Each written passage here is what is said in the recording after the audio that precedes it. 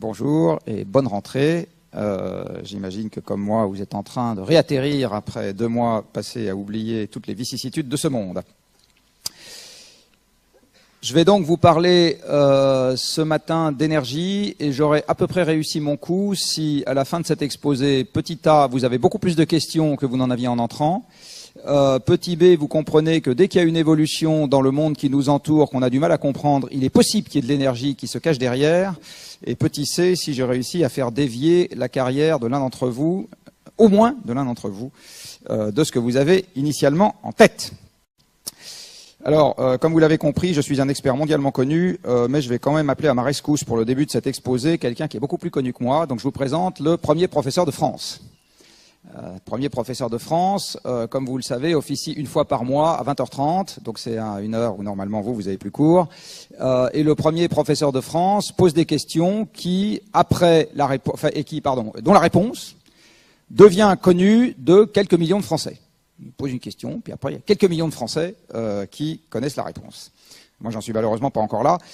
Mais on va imaginer qu'il pose la question qu'il n'a jamais posée de mémoire dans son émission et de manière ouverte, qui est, d'après vous, de quoi parle-t-on quand on parle d'énergie?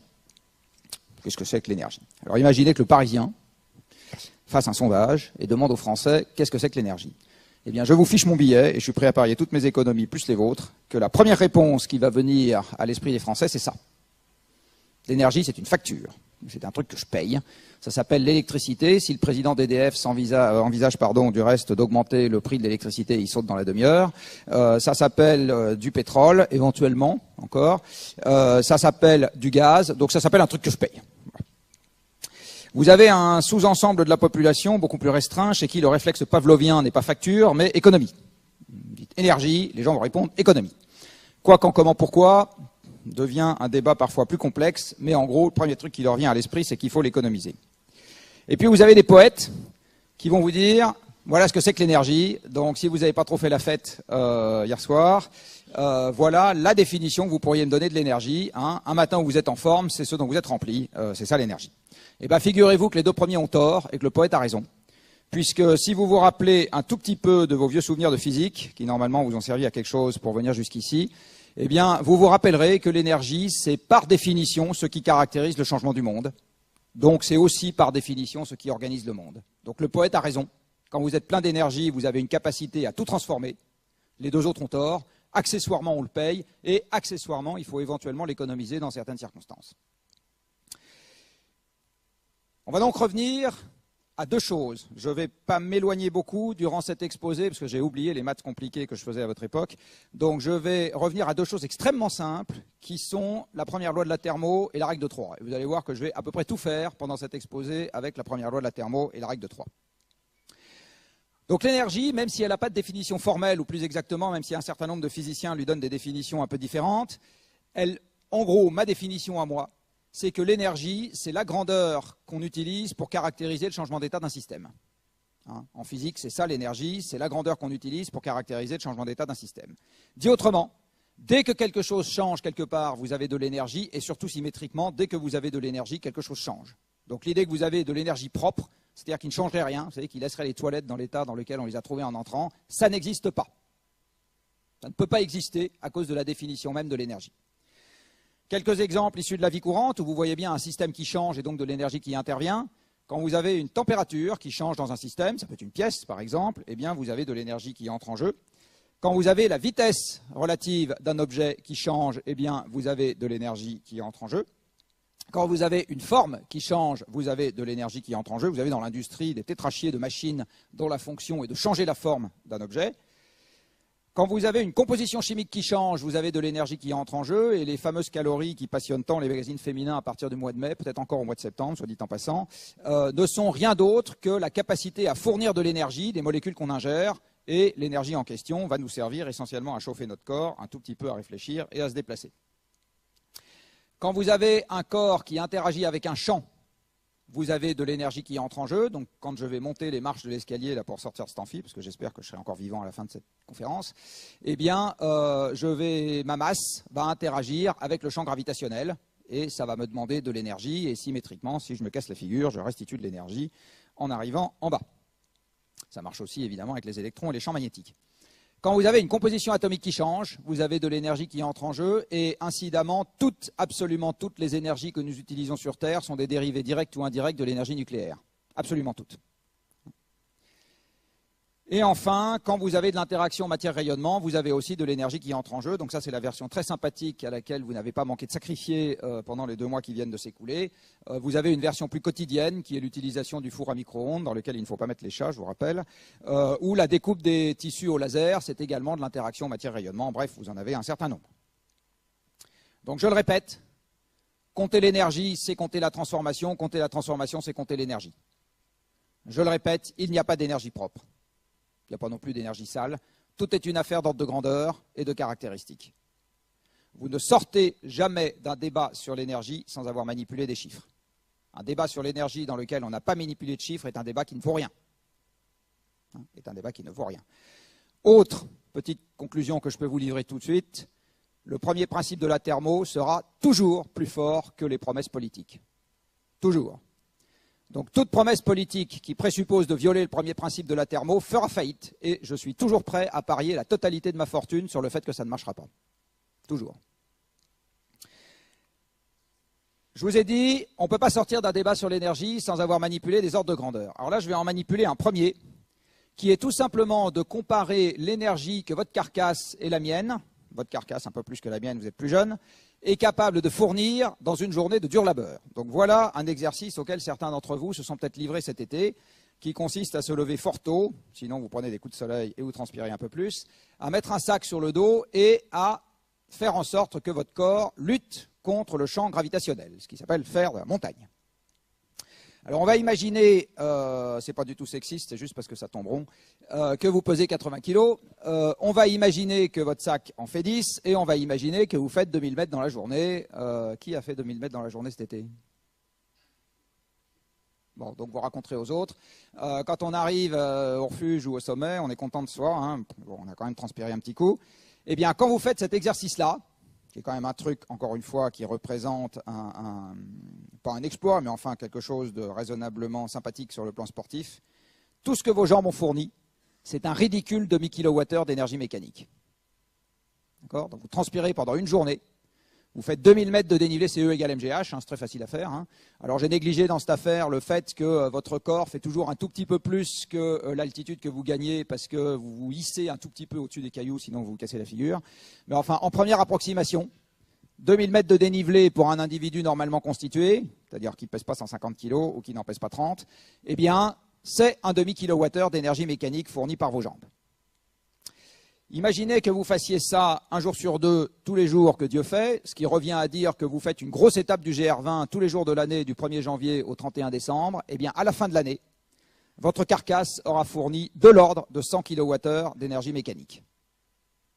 D'accord ? 100 kWh d'énergie mécanique. Imaginons maintenant que vous n'allez pas faire de la montagne, vous faites plaisir à votre vieille grand-mère qui a besoin de planter des géraniums, et vous faites un gros trou dans lequel vous décaissez 6 mètres cubes de terre. 6 mètres cubes de terre, ça fait à peu près 15 tonnes. Hein. Toujours pareil, E égale MGH, vous remontez 15 tonnes de terre de 1 mètre de hauteur, vous faites le calcul comme moi, ça fait 0,05 kWh d'énergie mécanique restituée, même si vous avez les bras de Schwarzenegger. Si vous faites ça un jour sur deux, 10 kWh d'énergie mécanique dans l'année. Donc retenez qu'un homme au travail, ou une femme au travail, utilisant ses seuls muscles, l'ordre de grandeur de l'énergie, c'est-à-dire de la transformation de l'environnement qu'il va pouvoir fournir, se balade quelque part entre quelques dizaines et une grosse centaine de kilowattheures. Maintenant, je vais prendre un litre de pétrole. Un litre de pétrole, comme vous le savez, coûte scandaleusement cher. Du reste, moins ça coûte cher, mieux on se porte. Et dans un litre de pétrole, si vous le faites brûler en totalité, vous avez 10 kWh de chaleur. Faites passer ça dans un moteur conçu par un ingénieur à peu près normalement constitué et vous en tirerez 2 à 4 kWh. De toute façon, Carnot dit que vous n'allez pas en tirer 10 kWh de mouvement. Vous en tirez 2 à 4 kWh de mouvement, d'énergie mécanique. C'est-à-dire que dans un seul litre de pétrole, dont un Français consomme 1400 litres par an, en plus de toutes les autres énergies, vous avez la même capacité à transformer l'environnement que dans 10 à 100 jours de travail de force d'un être humain. Dans un litre de pétrole. Un seul. Si je traduis ça en termes économiques, vous savez que normalement, on n'est pas censé payer les gens moins que le SMIC dans notre pays. Si vous le faites, ne le dites à personne. Si je paye mon individu au SMIC et que tout ce qui m'intéresse, c'est d'obtenir de la transformation de l'environnement, je ne veux pas le faire réfléchir, je veux juste le faire bosser, eh bien, à ce moment, je vais payer mon kilowattheure d'énergie mécanique de quelques centaines à quelques milliers d'euros. Quelques centaines à quelques milliers d'euros. En face de ça, la machine me fournit le même service à 1,50 € le litre de pétrole pour quelques dizaines de centimes en coût marginal. Je ne vais pas compter la machine dans cette histoire, mais en coût marginal, quelques dizaines de centimes. Dit autrement, pétrole, gaz, charbon et leurs petits copains ont aujourd'hui permis de transformer l'environnement pour un coût unitaire qui est de quelques centaines à quelques milliers de fois inférieur à ce que l'homme est capable de faire. La totalité de ce qui fait votre univers aujourd'hui vient de là. Je dis bien la totalité. Le fait que vous ayez du temps pour faire vos études, que vous ayez les moyens de prendre l'avion, que vous ayez 20 mètres carrés habitables par personne, que vous ayez des vêtements à profusion, que vous mangiez de la viande à tous les repas, que vous viviez 70 ans, etc., et loin de vos parents, tout ça vient de l'énergie. Tout. Toutes les revendications du MEDEF et de la CGT et les promesses électorales en viennent. Tout. Et c'est ce que je vais essayer de vous expliquer maintenant. Avant, je vais faire un petit détour parfaitement immoral qui consiste à regarder ce que ça coûte avec un esclave. Alors évidemment, un esclave, vous savez, normalement c'est interdit dans notre pays, mais enfin, on va quand même se livrer à l'exercice. Esclave, comme vous le savez, sauf dans quelques clubs sadomaso, ce n'est pas une vocation de jeunesse. En général, les gens ne sont pas d'accord pour être esclave. Donc quand vous avez besoin d'un esclave, il faut aller le chercher contre sa volonté, ce qui va vous coûter un peu d'argent, ou il faut payer quelqu'un qui va le faire, ce qui va vous coûter éventuellement encore plus d'argent puisqu'il y a sa marge. Puis une fois qu'il est esclave, il va falloir l'empêcher de foutre le camp, parce qu'encore une fois, ce n'est pas une vocation, donc il n'a pas très envie. Et puis il va quand même falloir le nourrir, etc., pour éviter qu'il meure, parce que sinon vous perdez votre actif. Eh bien, si vous faites ce calcul, parfaitement sordide, j'en conviens, mais si vous le faites quand même, vous vous rendez compte que même un esclave va vous coûter 10 à 100 fois plus cher que la machine. Donc une des conclusions que je vous propose dès à présent, c'est que l'esclavagisme n'a pas disparu dans notre monde parce que Rousseau avait raison. Je ne pense pas que le code génétique des hommes soit fondamentalement différent de ce qu'il était il y a 8 générations. Je pense que l'esclavagisme a disparu parce que ça n'a strictement aucun intérêt de s'emmerder à payer plus cher pour faire des choses qui ne sont pas commodes, encore une fois, les capturer des gens, les empêcher de foutre le camp, etc. Alors que la machine qui ne se met pas en grève, qui travaille toute la nuit et qui ne rouspète pas, vous fait le même job pour 10 à 100 fois moins cher. C'est le pétrole qui a supprimé l'esclavagisme. Ce n'est pas notre code génétique qui a changé. Parlons un peu puissance, donc. Voilà ce qu'était l'énergie parfaitement renouvelable avant que pétrole, gaz et charbon s'en mêlent. Et on avait des machines qui vous dégageaient 100 watts de puissance au maximum, éventuellement des animaux domestiqués qui vous déployaient 1 kW au maximum. Tout ça n'était pas terrible, alors que maintenant, on sait faire beaucoup mieux. Par exemple, prenez un tracteur. Eh bien, un tracteur a une puissance de quelques dizaines de kilowatts, plus de 100 si vous êtes un gros céréalier. Donc, ça vous développe la même puissance que quelques centaines de bonshommes ou une centaine de chevaux. Pour évidemment considérablement moins cher. Donc, donnez les tracteurs aux agriculteurs et vous virez 90% ou 95% des paysans des champs. C'est l'énergie qui a fait l'exode rural, j'y reviendrai juste après. Un engin de chantier, que certains d'entre vous utiliseront peut-être de manière indirecte dans quelques années, eh bien, ça vous développe une puissance d'une centaine de kilowatts, c'est-à-dire que ça vous remplace, selon que vous utilisez des jambes ou des bras, 1000 à 10 000 personnes. Si aujourd'hui on devait construire une tour à la Défense avec les techniques constructives des pyramides, c'est-à-dire les pierres extraites à la main des carrières, transportées sur des barges, montées à la main par des poulies, assemblées à la main, etc., la tour à la Défense, elle ne prendrait pas 6 mois, elle est construite 50 ans. Elle prendrait. Et ça ne serait pas le même prix. Un camion développe quelques milliers de fois la puissance des jambes de son conducteur. Donc là, c'est pareil, ce n'est pas les camionneurs qui transportent, c'est les camions qui transportent. Le camionneur, il joue à un jeu vidéo. Il a un gros joystick qui s'appelle un volant, et puis il a des petits joysticks qui s'appellent le changement de vitesse, le GPS, le machin, le truc et le bidule, et il donne des ordres à la machine. Et c'est la machine qui bosse. Un avion développe la même puissance qu'1 million de fois les jambes de son pilote, et du reste, la puissance d'un jet de ligne est à peu près la même que celle d'un laminoir industriel qui, lui, martèle comme 10 millions de paires de bras. Donc dit autrement, si les laminoirs n'existaient pas dans ce pays, eh bien, pour produire la même quantité d'acier laminé, on ne vous ferait pas faire des études, on prendrait toute l'île de France, on lui donnerait un marteau et on la ferait marteler sur des tôles, 10 millions de personnes, et ça vous laminerait la même quantité d'acier qu'un laminoir industriel piloté par une personne. Une. Dans une cabine de pilotage d'un laminoir, vous avez une personne. Donc, aujourd'hui, ceux qui bossent, c'est plus nous, c'est les machines. Nous, on est juste là pour donner des ordres aux machines. Et ça explique, soit dit en passant, quelque chose que je vous montrerai un peu plus tard, qui est pourquoi l'emploi dépend non pas de je sais pas quoi et du plan politique du moment. L'emploi ne dépend que d'une seule chose, désormais, c'est du nombre de machines qui peuvent fonctionner. Un emploi, c'est un serviteur de machines.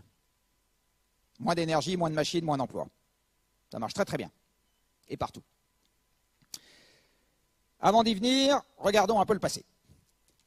Vous avez ici la quantité d'énergie qui est mobilisée par terrien et par an. Alors je dis mobilisée et pas consommée, c'est à dessein. Parce que, sauf erreur de ma part, vous ne buvez pas le pétrole, vous ne mangez pas le charbon, vous ne respirez pas le gaz et vous ne mettez pas vos doigts dans la prise électrique. Je vous déconseille formellement le dernier. Donc l'énergie, vous ne la consommez pas vous. L'énergie, vous la mobilisez pour la donner à manger à des machines. D'accord ? Donc quand on dit que les hommes consomment de l'énergie, c'est un terme impropre. On devrait dire les hommes mobilisent de l'énergie. Donc cette énergie mobilisée par terrien, ou disponible par terrien, on va dire, voici comment elle a évolué sur un siècle et demi. Donc, vous voyez, il y a un siècle et demi, on avait à peu près 1500 kWh par personne à notre disposition sur une année. Cette énergie était constituée à peu près à parité de bois et de charbon, et on la donnait essentiellement à manger à des machines qui produisaient de la chaleur, c'est-à-dire des poêles domestiques, et un peu à des machines qui produisaient du mouvement, des pompes pour assécher les mines, des paquebots, des trains, même des voitures, on a même essayé de faire voler un avion avec une machine à vapeur, etc. Et puis vous voyez que la quantité de charbon disponible par personne augmente, se stabilise pendant à peu près un siècle, puis recommence à augmenter sur les 10 dernières années. Retenez bien ceci, la quantité de charbon utilisée par personne n'a jamais décru depuis que nous utilisons du charbon. Et la quantité de charbon utilisée dans le monde n'a jamais décru depuis que nous utilisons du charbon. Quand j'étais jeune, on entendait, je ne sais pas si on l'entendait encore maintenant, que le charbon était une énergie du passé ou je ne sais pas quoi. C'est absolument pas une énergie du passé. En fait, c'est bien une énergie du présent.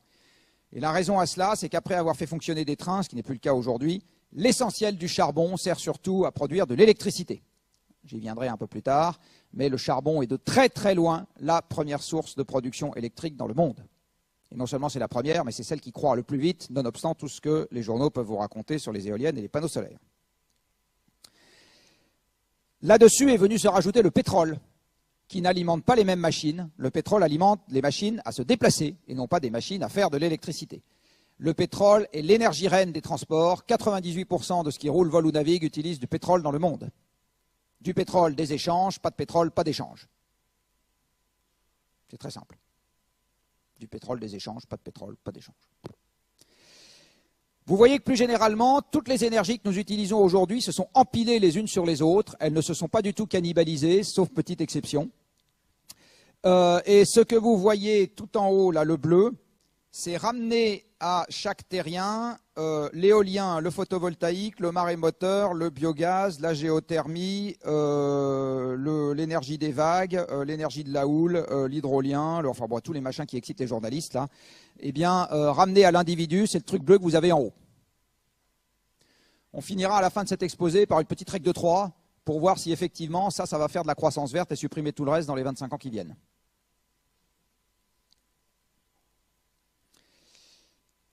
Je vous rappelle que si ça ne passe pas la règle de 3, ça fait faillite. Un point absolument essentiel à noter sur ce graphique, c'est que vous voyez que pendant un siècle, la quantité d'énergie disponible par personne, donc plus exactement pour le parc de machines par personne, augmente de 2,5% par an. C'est de très très loin le premier terme d'augmentation de la productivité du travail sur cette période. Plus j'ai d'énergie, plus je peux faire fonctionner de machines, plus la production est élevée. Ramené à l'individu, la production augmente.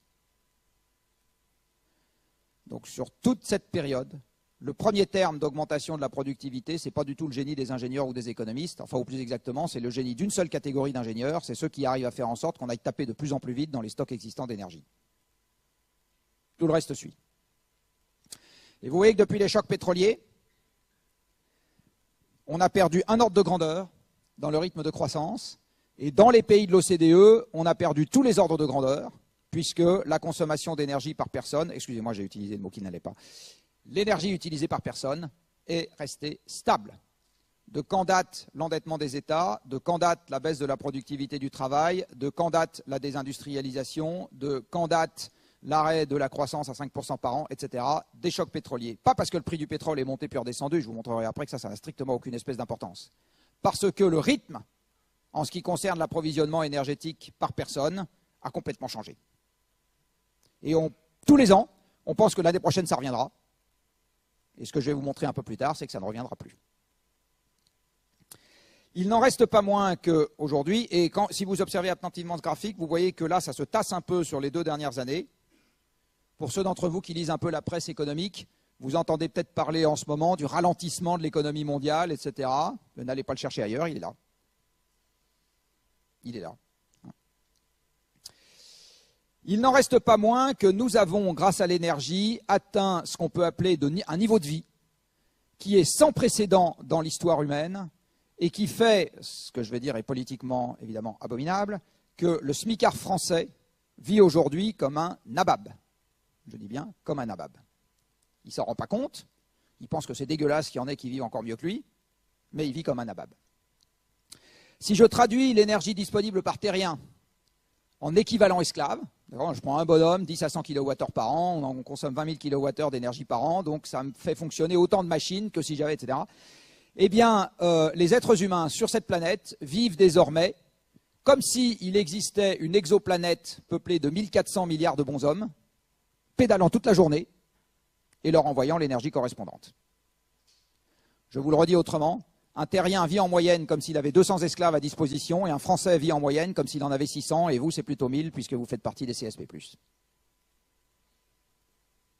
C'est ça, la réalité que l'énergie nous offre aujourd'hui. Nous vivons tous comme si nous avons une armée, je dis bien une armée d'esclaves à disposition. Ce qui, soit dit en passant, était aussi le cas des citoyens libres athéniens et romains, puisque comme vous le savez, les citoyens libres étaient une petite poignée entourés d'une armée d'esclaves et de paysans qui n'étaient pas du tout libres et qui trimaient comme des bêtes. Moyennant quoi, les citoyens libres, nourris et logés et vêtus par tous ces braves gens, avaient le temps de discuter des affaires de la cité. Et on en est exactement au même point aujourd'hui. Hein, on en est exactement au même point aujourd'hui. Donc je le redis, le smicard français vit comme un nabab. Il a 40 mètres carrés d'espace habitable, chauffé et refroidi. Même un noble du Moyen-Âge n'avait pas ça, c'est-à-dire qu'il avait éventuellement un bout de château qui était chauffé, mais pour le reste, il se pelait. Il a 75 ans d'espérance de vie à la naissance. L'espérance de vie à la naissance en 1800 dans les villes, c'était 25 ans. Il a accès à l'éducation, il a accès au jeu du cirque dans son salon, ça s'appelle une télévision. Il a accès à l'orchestre philharmonique dans sa cuisine, ça s'appelle une radio. Il a accès à 30 kilos de viande par personne et par an, de viande rouge, pardon, 100 kilos tout mouillé, enfin 90 maintenant, 90 s'il y a des Belges. Ce que n'était absolument pas le régime alimentaire des Français il y a 2 siècles, etc., etc. Vous regardez absolument n'importe quoi, il a accès à tout ce qu'il veut. Et vous regardez le prix réel d'absolument n'importe quoi, une chemise, une table, une paire de lunettes, etc., qui existait déjà il y a 1 siècle et demi. C'est quoi le prix réel? C'est le temps qu'il faut travailler pour se le payer. Hein. Eh bien, ce prix réel a été divisé par un facteur de 30 à 100, selon les objets que vous regardez. Un paysan français d'il y a 2 siècles n'avait absolument pas les moyens, en 20 ans de salaire, de rembourser un logement. No way. Tout ce qu'il arrivait à faire éventuellement, Je vous rappelle d'abord qu'il dormait avec sa femme et ses enfants dans le même lit, donc les parents copulaient gaiement devant les enfants. C'est des choses aujourd'hui qu'on voit plus tellement. Enfin, il faut quand même vous rendre compte de ce que c'était que la vie ordinaire.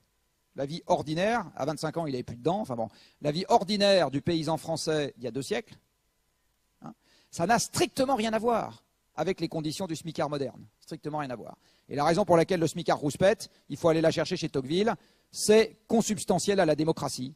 La démocratie disant que tout le monde a les mêmes droits, bah, si à l'arrivée il y a des gens qui ont plus que vous, c'est pas juste. Point. Point. Il ne faut pas aller le chercher ailleurs.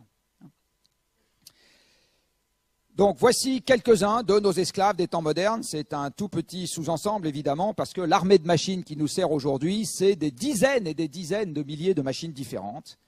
Et avec leur nourriture particulière, qui soit dit en passant nous économise du sol, puisque les esclaves anciens, humains ou animaux, ils mangeaient du sol, hein, il leur fallait une partie du sol pour se nourrir et rester en vie. Et ben nos esclaves des temps modernes, en plus, ils ont la bonne idée de manger du sous-sol. Donc ils nous laissent la totalité du sol pour nous. Et ça permet d'avoir quelques centaines d'esclaves énergétiques à notre disposition.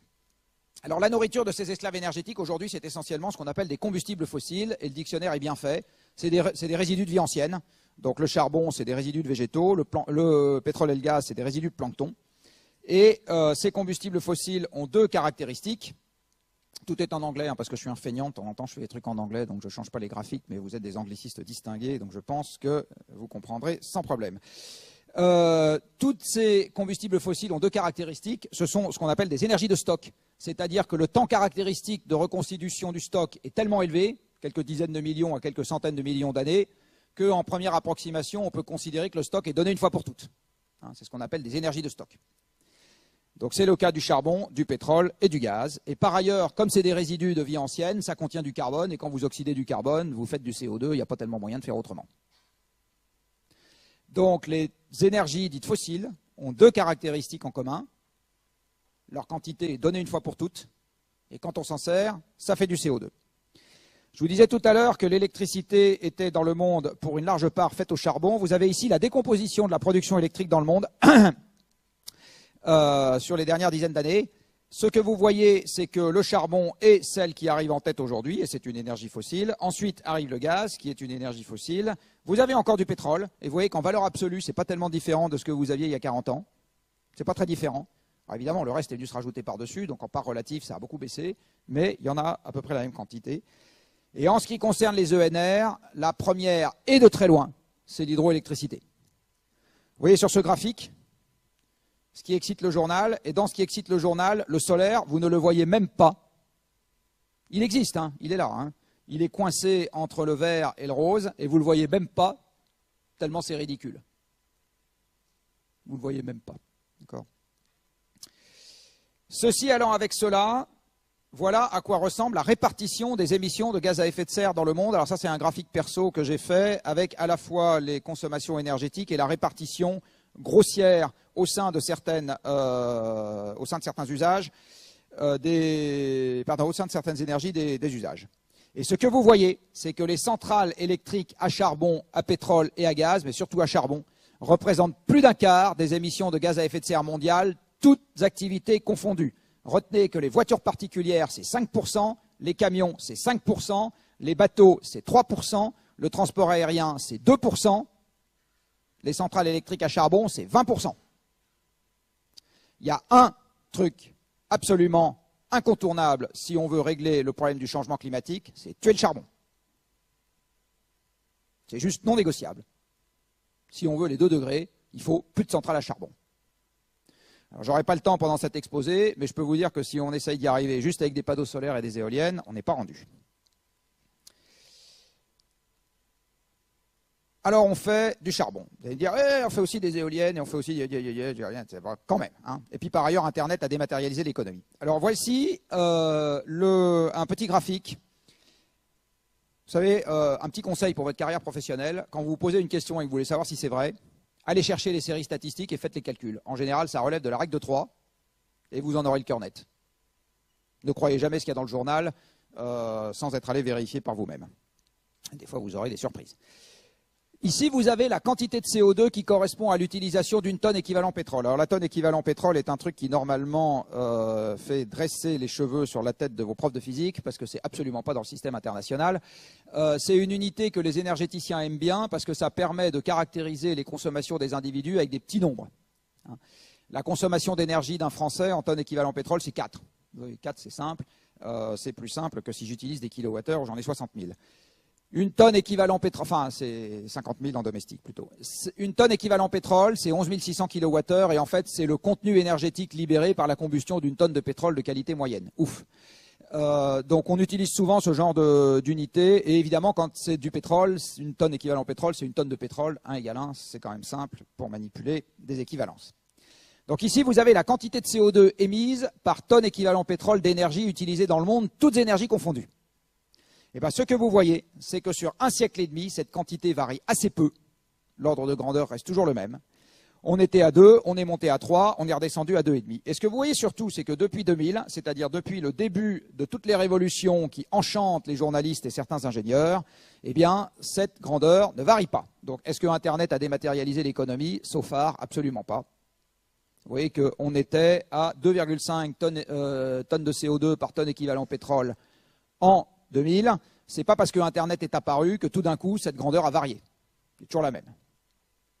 Et depuis la révolution des énergies renouvelables, eh bien cette grandeur n'a pas varié non plus. Donc les deux grandes révolutions, le numérique et les énergies renouvelables qui ont commencé à se déployer depuis le début des années 2000, pour le moment n'ont pas eu le moindre effet sur la quantité de CO2 par tonne équivalent pétrole. Elles n'ont pas plus eu d'effet, je ne vous montre pas aujourd'hui, sur ce qu'on appelle l'efficacité énergétique de l'économie. C'est-à-dire que la quantité d'énergie qu'il faut utiliser pour faire 1 euro de PIB est strictement la même aujourd'hui qu'en 2000. Strictement la même.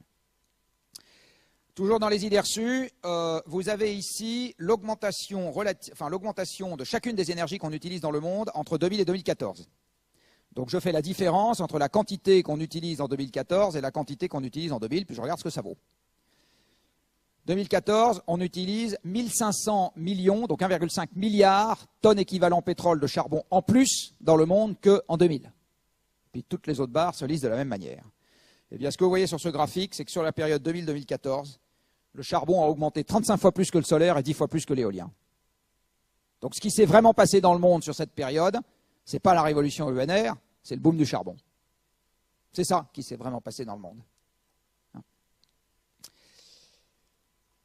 À ce stade, retenez un certain nombre... à ce stade, je vais continuer sur la distinction entre deux termes qu'on trouve parfois dans le monde énergétique qui sont primaire et final.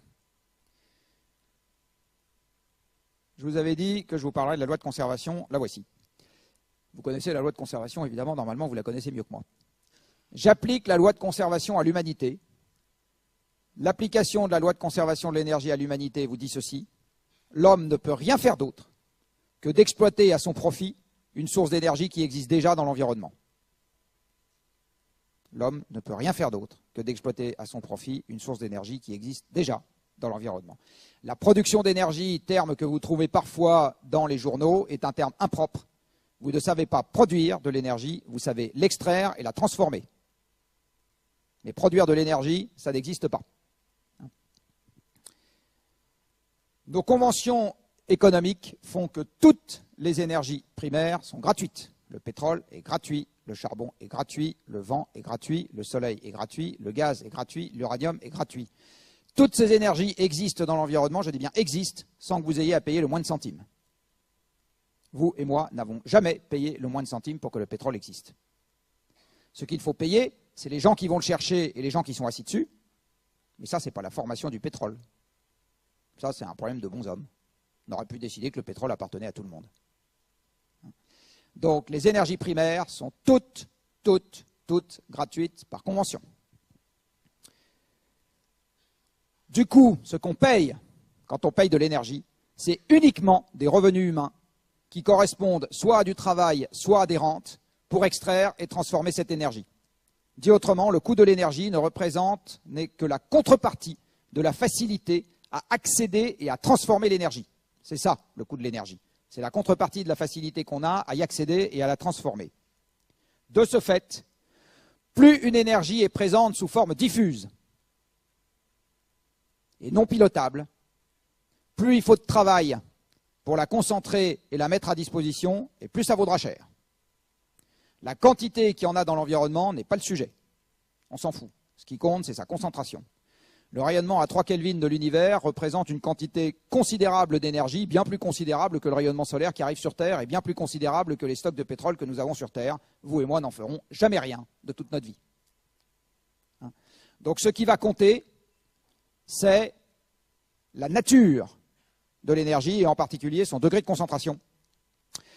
Et de ce point de vue, le pétrole représente l'optimum de ce que l'humanité utilisera pendant sa vie. Quand vous êtes passé des ENR, parce que je vous rappelle que c'est ça l'historique des hommes, c'est d'abord les ENR, c'est d'abord le bois, d'abord le soleil, d'abord le vent, qui a fait avancer les premiers bateaux, et d'abord la traction animale, tout ça est parfait, d'abord les esclaves, tout ça est parfaitement renouvelable. Donc quand on est passé des ENR au charbon, on a gagné un cran en termes de facilité d'accès à des stocks. Quand on est passé du charbon au pétrole, on a encore gagné un cran, et depuis le pétrole, on descend. Le gaz, c'est moins pratique que le pétrole, le nucléaire, c'est moins pratique que le gaz, et les ENR modernes, c'est encore moins pratique que le nucléaire. À chaque fois, vous perdez un cran. Et la traduction économique, c'est qu'à chaque fois, vous devez engager beaucoup plus de capitaux pour arriver au même résultat. C'est ça la traduction économique. Alors, la traduction un peu plus détaillée de ce que je viens de vous dire, elle est là. Donc, vous avez donc des sources d'énergie primaires dans l'environnement. C'est de l'énergie qui existe déjà, donc des trucs qui brûlent, des trucs qui tombent, etc., des champs. Les machines ne mangent pas d'énergie primaire, elles ne savent pas faire ça. Donc, ce qu'elles vont manger, c'est de l'énergie finale, des carburants raffinés, du gaz purifié, de l'électricité, etc. Passer de l'énergie primaire à l'énergie finale, c'est l'objet du système énergétique. Donc, ce qu'on va trouver dans le système énergétique, c'est tout ce qui permet de passer du primaire au final. À nouveau, la loi de conservation intervient. Vous avez toujours autant ou moins d'énergie finale que vous aviez d'énergie primaire. Et entre les deux, vous avez éventuellement ce qu'on appelle des pertes. Par exemple, quand vous transformez de la chaleur en électricité, vous avez des pertes. M. Carnot vous dit que le rendement est plafonné. Les pertes standards des centrales thermiques dans le monde, c'est 2/3. Que ce soit du charbon ou du nucléaire, ne change strictement rien à l'affaire, c'est pareil. Et enfin, l'énergie, vous n'allez pas en disposer, ou exactement la machine, vous n'allez pas lui donner du pétrole juste pour le plaisir de lui donner du pétrole. Ce qui vous intéresse, c'est d'avoir un service derrière. On utilise parfois le terme d'énergie utile pour qualifier l'énergie contenue dans le service lui-même. Quand vous mettez de l'essence dans votre voiture, c'est de l'énergie finale. Quand vous avez du mouvement avec votre voiture, c'est de l'énergie utile. Entre les deux, avec un moteur à essence, vous perdez encore 80%, 70%. Le système énergétique, son amélioration est une affaire d'ingénieurs. C'est pour ça que tous les politiques adorent parler du système énergétique. Ça permet d'emmerder une sous-fraction de la population tout à fait minime, en faisant croire à tout le reste de la population que ça va changer sa vie tout en la laissant assise dans son canapé. Donc, les politiques adorent s'occuper du système énergétique. Ils adorent aussi s'occuper de la partie ingénieure de l'efficacité énergétique. Donc, dit autrement, s'il s'agit de faire des voitures qui consomment 2 fois moins tout en étant disponibles au même prix pour les consommateurs finaux, ils adorent ça, mais c'est encore un problème d'ingénieur. Ce que les politiques détestent, c'est dire à la population qu'elle va faire des économies d'énergie en divisant sa surface habitable par 2. Ça, ils n'aiment pas du tout. Or, dans les économies d'énergie, vous en avez qui ne relèvent que d'une efficacité accrue des processus, et vous en avez qui relèvent de ce qu'on appelle la sobriété, c'est-à-dire que délibérément, les gens acceptent de consommer moins. Dans les deux cas de figure, vous avez besoin de moins d'énergie. Dans le premier, vous emmerdez juste les ingénieurs. Dans le deuxième, vous emmerdez tout le monde. Donc en démocratie, on privilégiera toujours la première catégorie, jamais la seconde. Et tous les dispositifs économiques qui visent à favoriser la sobriété, la fiscalité, la réglementation, etc., sont toujours des trucs que les politiques sont les premiers à ne pas aimer. Sauf si ça emmerde une sous-catégorie très précise de la population. Si je parle d'énergie finale, voilà à quoi ça ressemble dans le monde. Donc voilà l'énergie finale par vecteur primaire, par énergie primaire dont elle est issue. Et ce que vous voyez, c'est que les hydrocarbures font 80% du total, donc on est massivement dépendant des hydrocarbures, et le pétrole est dominant dans cet ensemble. Vous avez sûrement entendu que la France est un pays tout nucléaire. Qui n'a jamais entendu que la France était un pays tout nucléaire? Donc vous lisez le journal de temps en temps, c'est bien. Bon, donc la France est un pays tout nucléaire. Vous avez ici la consommation d'énergie finale en France par catégorie de secteur de consommation. Donc selon là où est la machine qui mange l'énergie, eh bien ça s'appelle résidentiel, la machine est chez vous. Tertiaire, la machine est sur vos lieux de travail, sauf les processus industriels. Industrie, c'est la machine relève d'un processus industriel. Agriculture, la machine est dans un champ, etc. C'est gradué en milliards de kilowattheures par an sur l'échelle verticale. Et maintenant, tout ce que je cercle vient des hydrocarbures, enfin des combustibles fossiles. Et je vous repose la question, est-ce que la France est un pays tout nucléaire? Ça doit pouvoir se discuter. Hein, vous êtes d'accord avec moi? Et sur le plan économique, ça se discute encore plus. Alors ce graphique a été fait à l'époque où le baril valait 100 $, mais enfin mon pronostic c'est qu'il va finir par y revenir. Donc vous avez le pétrole qui représente les 2/3 du CO2 français et quelques dizaines de milliards de dollars d'importation par an. Vous avez le gaz qui représente plus de 10 milliards d'euros d'importation par an et un quart de notre CO2. Vous avez encore du charbon. Et vous avez effectivement du nucléaire qui, selon les années, représente 0,5 à 1 milliard d'uranium importé et qui ne fait pas de CO2. Donc on peut discuter du fait que ce soit notre premier problème. En fait, on peut discuter pour d'autres raisons aussi. Je vous disais tout à l'heure, l'énergie a transformé votre vie. Alors là, je vais y revenir avec quelque chose d'assez fondamental, qui est que si aujourd'hui vous vivez dans un monde d'employés de bureau habitant en ville, c'est à cause de l'énergie. Vous avez ici la structure de l'emploi en France sur les 2 derniers siècles. Il y a 2 siècles, comme vous pouvez le voir, l'essentiel de la population active est au champ, en 2 mots, c'est-à-dire qu'elle est occupée à faire pousser des patates. Et comme c'est les 2/3 de la population active, la règle de 3 vous dit que la productivité d'un agriculteur à cette époque-là est suffisante pour qu'il arrive à se nourrir lui, plus 0,5 personnes qui fait autre chose. On est d'accord? Les 2/3 des actifs sont dans les champs. Hein. Aujourd'hui, pour info, l'agriculteur arrive à se nourrir, lui, plus 50 personnes qui font autre chose. Évidemment, ce n'est pas l'agriculteur tout court, c'est l'agriculteur plus son tracteur, sa moissonneuse-batteuse, ses silos, les trains de céréales, etc. Vous avez donc une population agricole qui est l'essentiel de la population active. Alors vous voyez que cette population agricole, elle augmente pendant quelques dizaines d'années à partir du début de cette série. Et ceci correspond à cela, c'est-à-dire que la productivité d'un agriculteur à cette époque-là ne bouge pas beaucoup d'une année sur l'autre. Par contre, les surfaces agricoles augmentent en France, puisque le minimum forestier, c'est-à-dire le maximum de déforestation en France, a été atteint en 1850. À l'époque, 15% du territoire seulement était couvert de forêt. L'Europe a entamé son processus de déforestation dans les années 1000 et l'a terminé en 1850. Et puis, vous voyez qu'après, la population se met à diminuer. Est-ce que ça veut dire qu'il y a moins de surface? Non. Ça veut juste dire qu'il y a moins d'agriculteurs parce que leur productivité augmente. Et leur productivité augmente parce que grâce à l'énergie, on commence à leur fournir en quantité croissante des outils de plus en plus efficaces pour cultiver. Des stocks de charrues qui sont mieux, des colliers de trait, des endroits pour entreposer qui sont mieux, etc. Tout ça est fabriqué par l'industrie naissante.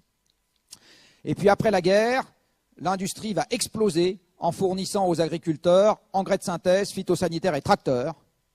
Tout ça, par exemple, a multiplié par 8 la productivité à l'hectare du blé en France, en 40 ans. Donc je mets des machines dans les champs et partout ailleurs, et à ce moment, à surface identique et à production croissante, je diminue très fortement la quantité d'agriculteurs nécessaires. Mais vous voyez que dans le même temps, la population active dans les autres secteurs augmente. Pourquoi? Parce qu'avec l'énergie croissante, j'ai les moyens d'extraire en quantité croissante de la terre des minerais de toute nature, et d'en faire des objets de toute nature qu'il faut fabriquer et vendre, et accessoirement financer. C'est le début de l'industrie, c'est-à-dire c'est le début des machines, et comme je le disais tout à l'heure, une machine égale un emploi, puisqu'il faut piloter la machine, et donc j'ai de plus en plus de machines, et donc besoin de plus en plus de gens dans l'industrie. Mais une fois que les produits sortent de la porte de l'usine, il faut les distribuer, il faut les vendre, il faut les financer, il faut compter, il faut les transporter, tout ça va s'appeler des services. Et puis, il faut apprendre aux gens à se servir des machines, etc. Tout ça va s'appeler des services. Les services n'ont jamais été autre chose que quelque chose d'assis sur la couche physique sous-jacente qui s'appelle l'industrie. Virer l'industrie, il n'y a plus de services. Virer l'industrie et la construction, vous n'avez plus d'amphi, vous n'avez plus d'ordinateurs, vous n'avez plus les bancs, vous n'avez plus les chaises, vous n'avez plus les moyens de transport qui vous permettent de venir ici, il n'y a plus l'école des ponts. D'accord? Donc, les services ne sont pas détachés de l'industrie, et ils peuvent vivre leur vie de manière autonome. Ça n'existe pas. Les services, c'est une exploitation de la couche physique sous-jacente qui est dans l'industrie. Et puis arrivent les chocs pétroliers. Alors qu'est-ce qui se passe au moment des chocs pétroliers? La quantité d'énergie disponible par personne s'arrête de croître en Occident. Mais la taille unitaire des machines, elle continue d'augmenter. J'ai pas plus d'énergie par personne, mais une taille unitaire de machine qui augmente. Traduction logique, j'ai besoin de moins en moins de gens pour piloter ces machines. Donc la production industrielle après 1974 continue d'augmenter, mais elle est faite par des machines dont la taille va se mettre à augmenter plus vite que la production globale. Et donc l'emploi dans l'industrie va se mettre à baisser. Et ce phénomène s'observe partout dans les pays industrialisés, absolument partout. Il n'empêche que la production industrielle continue d'augmenter, et donc les services que j'ai à la suite continuent d'augmenter aussi. Mais tout ça n'est plus suffisant à partir des chocs pétroliers, et je vois aussi apparaître une catégorie qui n'existait pas avant, c'est-à-dire les gens à qui je n'ai rien, je n'ai pas de machine à donner, à piloter. Dit autrement, je suis désormais tellement productif par actif à cause de toutes ces machines après les chocs pétroliers, et le monde commence déjà à me mettre un peu à l'étroit, et j'ai plus les moyens de donner un emploi, c'est-à-dire un pilotage de machine, à chaque personne qui a envie de bosser. Le chômage était de 3%, 2 à 3% de la population active avant les chocs pétroliers. Il n'y est évidemment jamais revenu. Alors ça, c'est la version dynamique. Je vais vous en donner une version statique tout de suite. Vous avez ici un nuage de points qui est fait avec, pour chaque pays qui est représenté sur ce nuage, donc il doit y avoir, je ne sais pas quoi, 150 pays là-dedans, en abscisse, la quantité d'énergie consommée par personne, et en ordonnée, la fraction de la population active qui travaille dans l'agriculture. Et tout ça concerne l'année 2011. Et vous voyez qu'en gros, vous avez une relation en 1 sur X. Dis-moi combien il y a d'énergie par personne dans ton pays, je te dirai quelle est la fraction d'agriculteurs. Ça marche extrêmement bien. J'ai donc mis des machines à la place des agriculteurs, donc j'ai vidé les campagnes. J'ai créé des industries et des services, tout ça se passe dans les villes, les services en particulier, parce que les services incluent énormément d'échanges, et les échanges sont plus efficaces quand les gens sont tassés par mètre carré. Plus vous avez de gens par mètre carré, plus la densité d'échange est importante, et donc plus les services sont efficaces. Vous avez un peu distendu les villes, parce qu'en mettant une voiture par personne, encore de l'énergie, vous avez les moyens en 1 heure de temps de parcourir une distance plus grande que si vous êtes à pied. Donc vous pouvez conserver le tissu d'échange qui est le fait de la ville, tout en l'étalant. Et nous avons donc créé dans tous les pays occidentaux, je dis bien tous les pays occidentaux, le même paysage, le même aménagement du territoire, des campagnes vidées au profit des tracteurs et des gens qui se mettent à bosser dans l'industrie et les services concentrés dans les villes. L'aménagement du territoire, c'est de l'industrie, la structure sociale, c'est de l'industrie. C'est de l'énergie, pardon. L'aménagement, c'est de l'énergie, et la structure sociale, c'est de l'énergie. Et la macroéconomie, c'est de l'énergie aussi. Donc je vais vous dire tout de suite que ce que va vous raconter votre prof d'économie, si vous en avez un, je suis désolé, je vais oser, c'est bullshit. Et je vous le dis tout de suite. Vous avez ici la représentation conventionnelle dans l'économie que j'ai apprise à l'école de la manière dont le système se présente. Donc vous avez du capital et du travail comme facteur de production, et puis à la sortie vous avez une production. Et si la production flagadouille et qu'on n'arrive pas à payer les retraites, eh bien on botte le cul des gens qui ne travaillent pas, donc on augmente l'offre de travail, on baisse le SMIC, etc. Et on dit aux banquiers d'arrêter de jouer au casino avec leur pognon et de financer l'économie réelle. Et donc le PIB repart. Vous êtes d'accord? Manque de peau, ça ne marche pas. C'est ce qu'on essaye de faire partout dans les pays occidentaux depuis 2007, c'est-à-dire depuis le moment où l'approvisionnement énergétique de l'OCDE est passé par un maximum. Ça ne marche nulle part, le PIB ne repart pas, et quand il repart, c'est que des bulles spéculatives. Ce qui est en train de se passer en ce moment avec une inflation de dette absolument colossale. Et la seule question, c'est de savoir à quand sera le prochain crack. Et tout ça ne marche pas tout simplement parce que ce n'est pas la bonne représentation du système. La bonne représentation du système, elle est très simple. La voici. Qu'est-ce que c'est que l'économie? C'est une machine à transformer des ressources. Mettez une usine à faire des bouteilles en verre au milieu du vide intersidéral, sans approvisionnement en gaz et sans approvisionnement en sable, elle ne fait pas de bouteilles en verre. Mettez un bateau de pêche sur la mer, sans poissons à pêcher et sans gasoil dans la cuve du bateau, vous ne pêchez rien du tout. Donc ce qu'il faut pour que l'économie fonctionne, c'est que vous ayez des ressources à transformer, et notre système productif n'est qu'une immense machine à transformer des ressources. Tout ce que vous avez dans cette salle, tout ce que vous verrez du début de la journée à la fin, tout ce que vous verrez de votre naissance à votre mort, ça n'est rien d'autre que des ressources naturelles transformées ou non par notre activité. C'est rien d'autre que ça. Sauf que, il y a 2 siècles, il y a des petits malins, à juste titre à l'époque, qui ont dit les ressources, on s'en occupe pas, c'est gratuit. Pourquoi est-ce qu'ils ont dit ça? Parce qu'il y a 2 siècles, il y a moins d'1 milliard de bonshommes, la productivité par personne est 50 à 100 fois inférieure à ce qu'elle est aujourd'hui, donc le stock est immense au regard de nos possibilités de transformation d'une petite partie du stock, et vous savez que si le stock est infini, en première approximation, delta stock est nul, et on ne va quand même pas s'emmerder à trimballer partout comme le savant cosinus d égale 0 dans nos équations, donc on oublie le stock. 2 siècles après, les ordres de grandeur ont changé d'un facteur 10, 100 000, 1 million parfois. On oublie toujours le stock. Et c'est emmerdant parce que là, delta stock est plus du tout nul, du tout. Et dans la transformation des ressources, notre pauvre carcasse compte pour 1, pendant que les machines qui mangent de l'énergie comptent pour 200. C'est le rapport de 1 à 200 dont je vous parlais tout à l'heure. Alors une fois que vous avez cette représentation avec les mains, tout devient très clair. Si vous n'avez pas assez d'énergie, vous n'aurez pas assez de production, même si les banquiers sont sympas, même si les gens se lèvent le matin, et même si vous avez plein de ressources. C'est aussi con que ça. Très accessoirement, si vous manquez de ressources, vous aurez aussi un problème sur la production. Donc ça, c'est une théorie très très simple, et vous allez voir qu'elle colle très très bien avec les données qui s'observent. Vous avez ici le PIB mondial, reconstitué depuis l'an 0. Alors pendant 1000 ans, pas de promesse électorale sur la croissance à faire, il n'y a pas de croissance. Ça simplifie quand même assez le problème. Il n'y a pas besoin de promettre la Lune, puisque personne ne s'attend à avoir la Lune.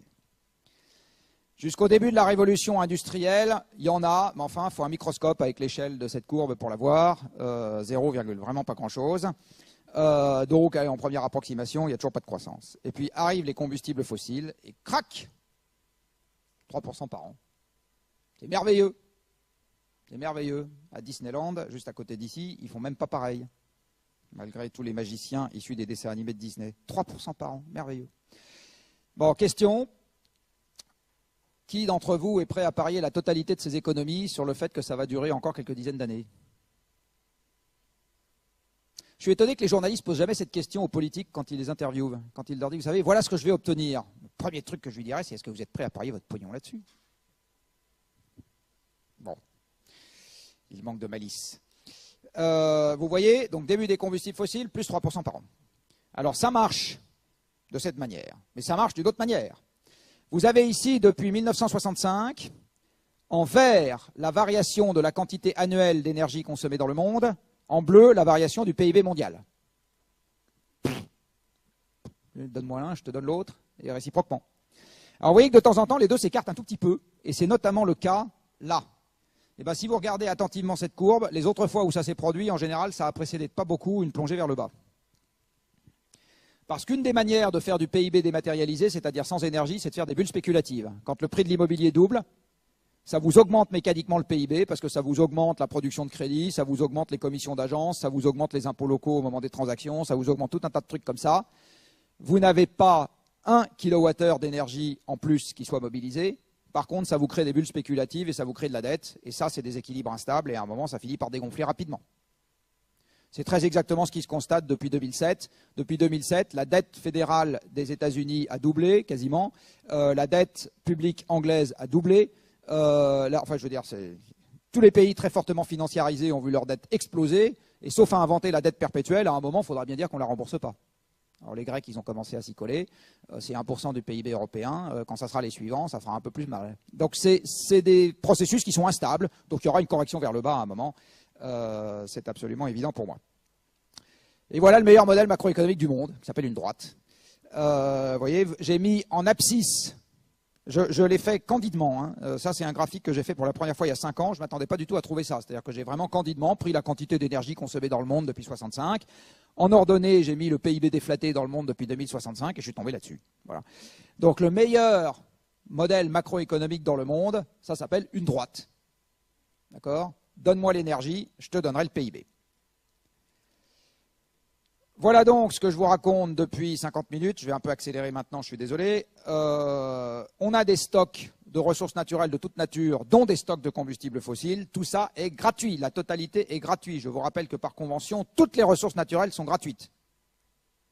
Tout. Hein. Ça brûle et ça nous permet d'avoir les moteurs et la chimie, c'est-à-dire que ça accélère par transformation des autres ressources la totalité des biens transformés qu'on peut avoir à notre disposition. Là-dessus, on a bâti une structure sociale que chacun, quand il descend dans la rue, considère acquise pour l'éternité, qui est la structure actuelle des métiers, la croissance à gogo, les loisirs, les machins, etc. Tout ça, c'est de l'énergie. Et la contrepartie économique de ce truc-là s'appelle le PIB. Je vous rappelle que le PIB, c'est la transformation. Le PIB, c'est un empilement de ce qu'on appelle des valeurs ajoutées. Et une valeur ajoutée, vous avez ça chez un agent économique quand vous avez de la transformation entre ce qui rentre et ce qui sort. Ce qui sort normalement, si vous ne faites pas faillite, vaut plus cher que ce qui rentre. Et la différence entre les deux s'appelle la valeur ajoutée. Deux questions. La première dont vous a parlé Valérie Masson-Delmotte. Combien de temps est-ce qu'on peut jouer à ce petit jeu-là sans que le système climatique n'engendre une déstabilisation telle que ça perturbera le processus qui en est à l'origine? Dit autrement, nous. Donc ça contractera la taille de l'humanité, l'espérance de vie, etc. Question A. Question B, que je rajoute. Combien de temps est-ce qu'on peut jouer à ce petit jeu-là avec les stocks donnés une fois pour toutes qui sont à notre disposition? Pour des raisons qui tiennent à la manière dont fonctionnent les médias, j'y reviendrai au moment des questions parce que je ne vais pas me lancer là-dedans tout de suite, il se trouve que le premier sujet, celui du bas, est déjà en train d'appliquer ses effets depuis les chocs pétroliers sans qu'on s'en rende compte, alors que le sujet du haut commence seulement à appliquer ses effets maintenant, sans qu'on s'en rende compte aussi du reste, parce que pour moi, le printemps arabe et Daesh trouvent ses racines pour partie dans un problème de changement climatique. Et là aussi, j'y reviendrai s'il y a des questions. Donc, juste on ne comprend pas. Mais c'est ça les deux questions. Alors, je vais commencer par celle du bas. Je vous rappelle que quand on tape dans un stock de départ qui est donné une fois pour toutes, les maths interdisent que l'extraction annuelle en provenance de ce stock soit indéfiniment croissante. Ça, vous êtes d'accord avec moi. Les maths interdisent même que l'extraction annuelle en provenance de ce stock soit indéfiniment constante. Et en fait, il y a un théorème, je crois que c'est une variante du théorème de Rolle, enfin je sais le démontrer, mais je ne me rappelle plus de son nom, qui vous dit que si vous tapez dans un stock de départ qui est donné une fois pour toutes, eh bien l'extraction annuelle de ce stock est nécessairement nulle à moins l'infini, nulle à plus l'infini, et passe par un maximum entre les deux. L'extraction cumulée, c'est-à-dire l'intégrale de la courbe, est au plus la valeur du stock de départ.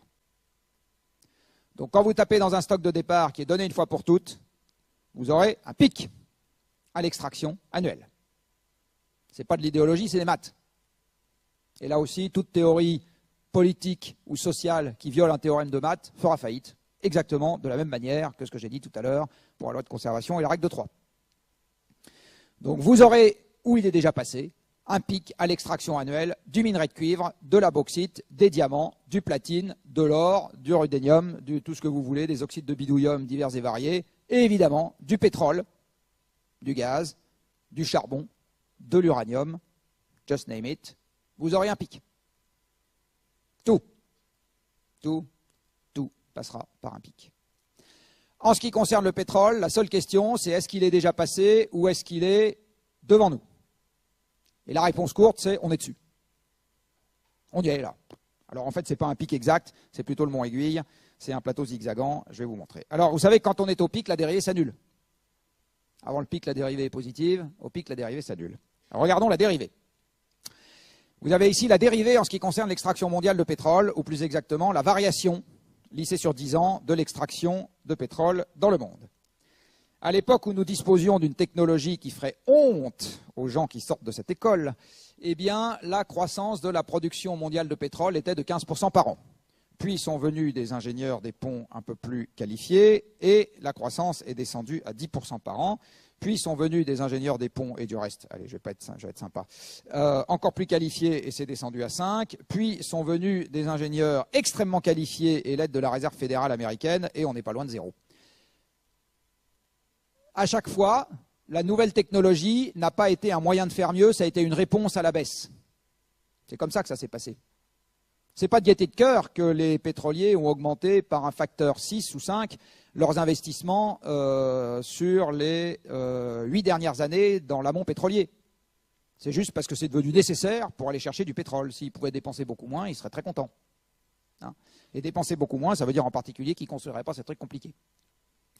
Il faut savoir que gaz et pétrole de Rochemer, ce qu'on appelle dans la presse gaz et pétrole de schiste, sont connus depuis 2 siècles. La première exploitation commerciale de gaz aux États-Unis, c'était du gaz de schiste, à Fredonia, sur la côte Est en 1826, si ma mémoire est bonne, ou 1824. Je confonds toujours avec la découverte de l'effet de serre. Mais en gros, c'est dans ces années-là. Donc, c'est quelque chose qui est très ancien. Et le gaz de schiste, c'est back to the future. C'est-à-dire que j'ai exploité un truc qui était beaucoup plus commode que les gaz et pétrole de roche-mère qui s'appelle les gisements conventionnels. Puis il y en a de moins en moins. Donc, je me mets à retaper dans des trucs que je connaissais, mais qui sont de moins bonne qualité. Hein, c'est ça, le processus des gaz et pétrole de schiste.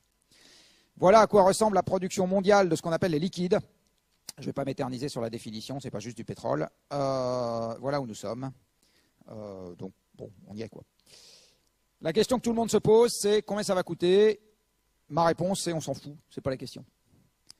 D'abord, ce n'est pas la question parce que personne n'est capable de faire un pronostic. Vous avez ici, alors là aussi, un truc auquel je vous conseille de vous livrer toute votre carrière durant, c'est quand des gens font des pronostics depuis 20 ans, regardez sur les 20 dernières années comment est-ce que leurs pronostics des années successives se comparent à ce qui s'est vraiment passé. Et quand vous avez ce genre de truc, arrêtez de les écouter. Donc en rouge, ce que vous avez, c'est ce qu'a vraiment donné le prix du baril de pétrole sur ce qu'on appelle les marchés, donc le prix du baril de pétrole, depuis 1985. Et tous les traits de couleur, c'est les pronostics qui ont été faits par l'Agence internationale de l'énergie sur la manière dont devait évoluer le prix du pétrole. Bon, moi, si j'ai un responsable marketing dans ma boîte qui me fait ce genre de prévision sur mes ventes ou sur les prix, je peux vous dire que je le fous à la porte tout de suite. Deuxième raison pour laquelle le prix, on s'en fout, c'est qu'il n'y a pas de lien entre le prix et les quantités. Ah, mais mon prof d'économie, non, il n'y a pas de lien entre les prix et les quantités. Il n'y a pas de lien entre le prix et la quantité. Vous avez toujours entendu, en économie, s'il y en a plus, c'est moins cher, et dire, ça marche. Des fois, et des fois, ça ne marche pas. Donc, ce n'est pas une loi. Vous savez qu'une loi n'est plus une loi si elle a au moins une exception. Eh bien, le rapport entre les prix et les volumes souffre énormément d'exceptions dans le monde, et le pétrole en est une remarquable. Entre 1920 et 1973, le volume de pétrole consommé dans le monde a été multiplié par plus de 20, le prix est resté constant. Il n'y a pas vraiment d'élasticité prix-volume. Après les chocs pétroliers, pendant une grosse dizaine d'années, le prix a fait n'importe quoi avec un volume qui est resté quasi constant. Puis, de nouveau, le prix s'est mis à osciller autour de 30 $ constant le baril, alors que la quantité consommée augmentait de 25%. Puis, depuis le début des années 2000, la quantité consommée varie très peu, avec un prix qui fait absolument n'importe quoi. En fait, la seule chose, là aussi j'y reviendrai s'il y a des questions, qu'on est capable de théoriser, à mon avis, en ce qui concerne le pétrole, c'est que quand la quantité disponible devient contrainte, le prix devient oscillant. Donc si on laisse faire le marché pour que les gens économisent du pétrole en période de pétrole contraint, vous n'aurez pas le signal prix parce que le prix fera n'importe quoi. Mon travail descendra, et mon travail descendra, etc. Et je fais partie des gens qui n'ont jamais affirmé que quand le pétrole deviendrait contraint, son prix allait augmenter indéfiniment. Je n'y ai jamais cru, et j'ai toujours cru que le prix deviendrait oscillant. Donc ce qui est en train de se passer en ce moment avec le baril qui redescend à 40 $, parfaitement normal pour moi. Puis ça va remonter, puis ça va redescendre, etc. Il n'y a pas plus de lien entre le prix du pétrole et le PIB mondial.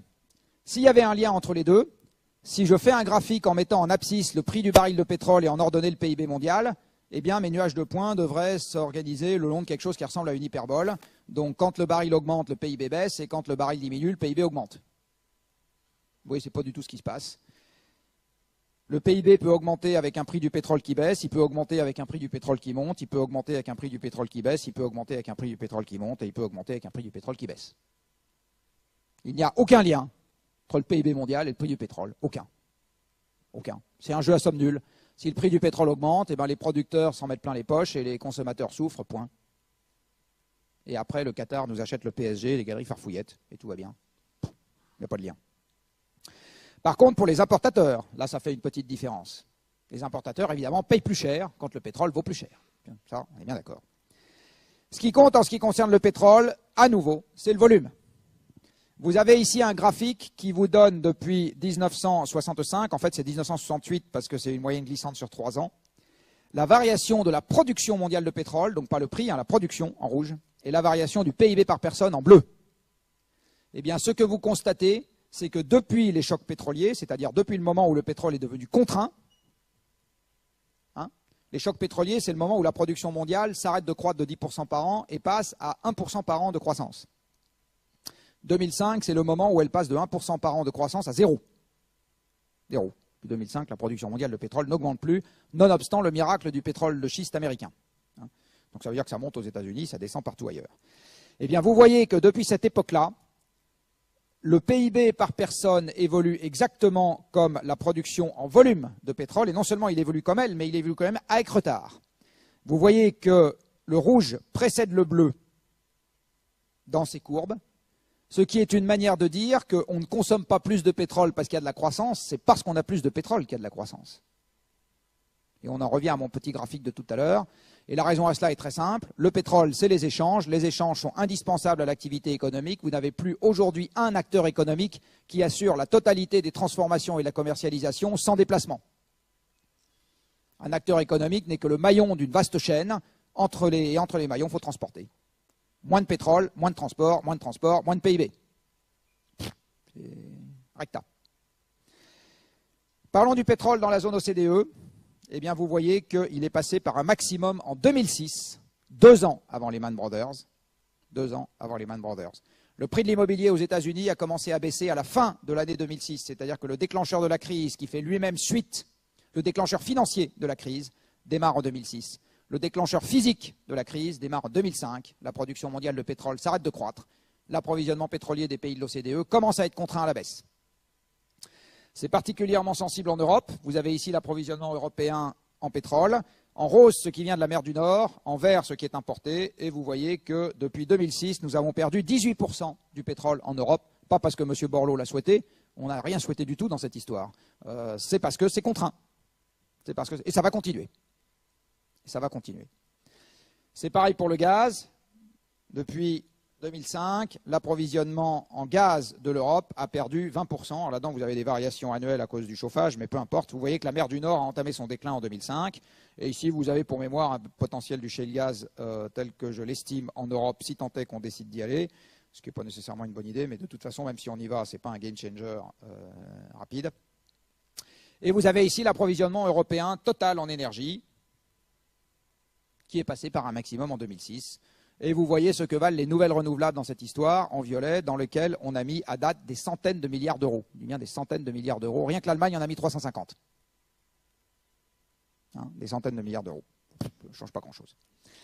Ceci allant avec cela, voilà comment évolue la production industrielle de la France. Alors c'est parce que nos politiques sont nulles, donc on a viré Montebourg et ça va mieux. Alors voilà comment ça se passe chez les Anglais. Voilà comment ça se passe chez les Danois, voilà comment ça se passe chez les Suédois, voilà comment ça se passe chez les Finlandais, voilà comment ça se passe chez les Allemands. Alors, les Allemands, ça c'est les champions du monde. Pourquoi? Parce qu'ils ont 200 milliards par an d'exportation, mais tous les pays de la Terre ne peuvent pas être exportateurs nets. Donc en fait, la croissance industrielle de l'Allemagne se fait juste au détriment de la décroissance industrielle des autres pays, du point, quoi. C'est aussi con que ça.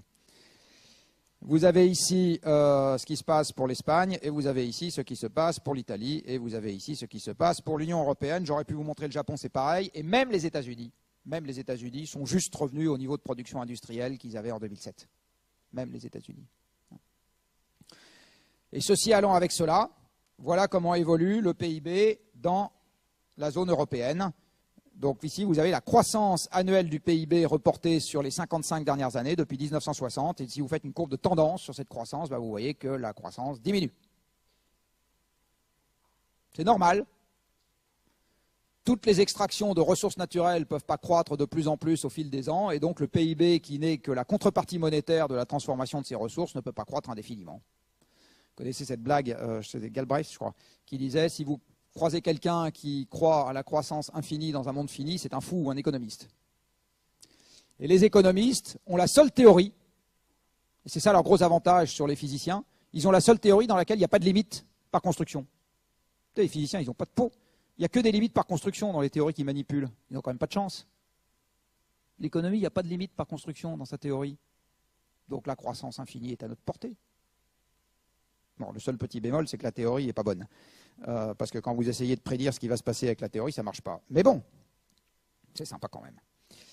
Vous avez ici la même chose sur la zone OCDE, et vous avez ici la même chose sur le monde dans son ensemble. Donc retenez une première chose à l'issue de cette démonstration, c'est que pour des raisons énergétiques, la croissance durable ne reviendra pas dans la zone OCDE, et c'est avec ça que vous allez devoir vivre. Et mon sentiment, c'est qu'il va même y avoir de plus en plus des marges d'escalier dans l'autre sens, et il va falloir vivre avec ça. Ça va faire partie du cadre dans lequel vous allez devoir fonctionner à l'avenir. Et moi aussi du reste. Je vais maintenant vous parler un tout petit peu de climat, même si Valérie Masson vous en a parlé, ou évidemment, je ne sais pas si elle vous a présenté ce truc-là, qui est une grande classique, qui est évidemment là pour rappeler que corrélation ne vaut pas preuve. Hein. Y a aussi quelqu'un qui, dans un mode moins taquin, avait regardé l'évolution des bateaux de pirates et la température mondiale et en avait déduit que la température mondiale augmentait parce que les bateaux de pirates baissaient. Hein. Bon, corrélation ne vaut pas preuve. Je vais juste vous rappeler quelques petits trucs. L'effet de serre, ça a 2 siècles. Je vous laisserai ça, donc vous le lirez attentivement. Et ça doit du reste, soit dit en passant, aux Français. Quand on parle du réchauffement climatique, la variation de la température, c'est le marqueur médiatique, c'est-à-dire que les médias, ils savent faire que des trucs simples, donc plus 5 degrés, ça ils ont compris, donc ils en parlent.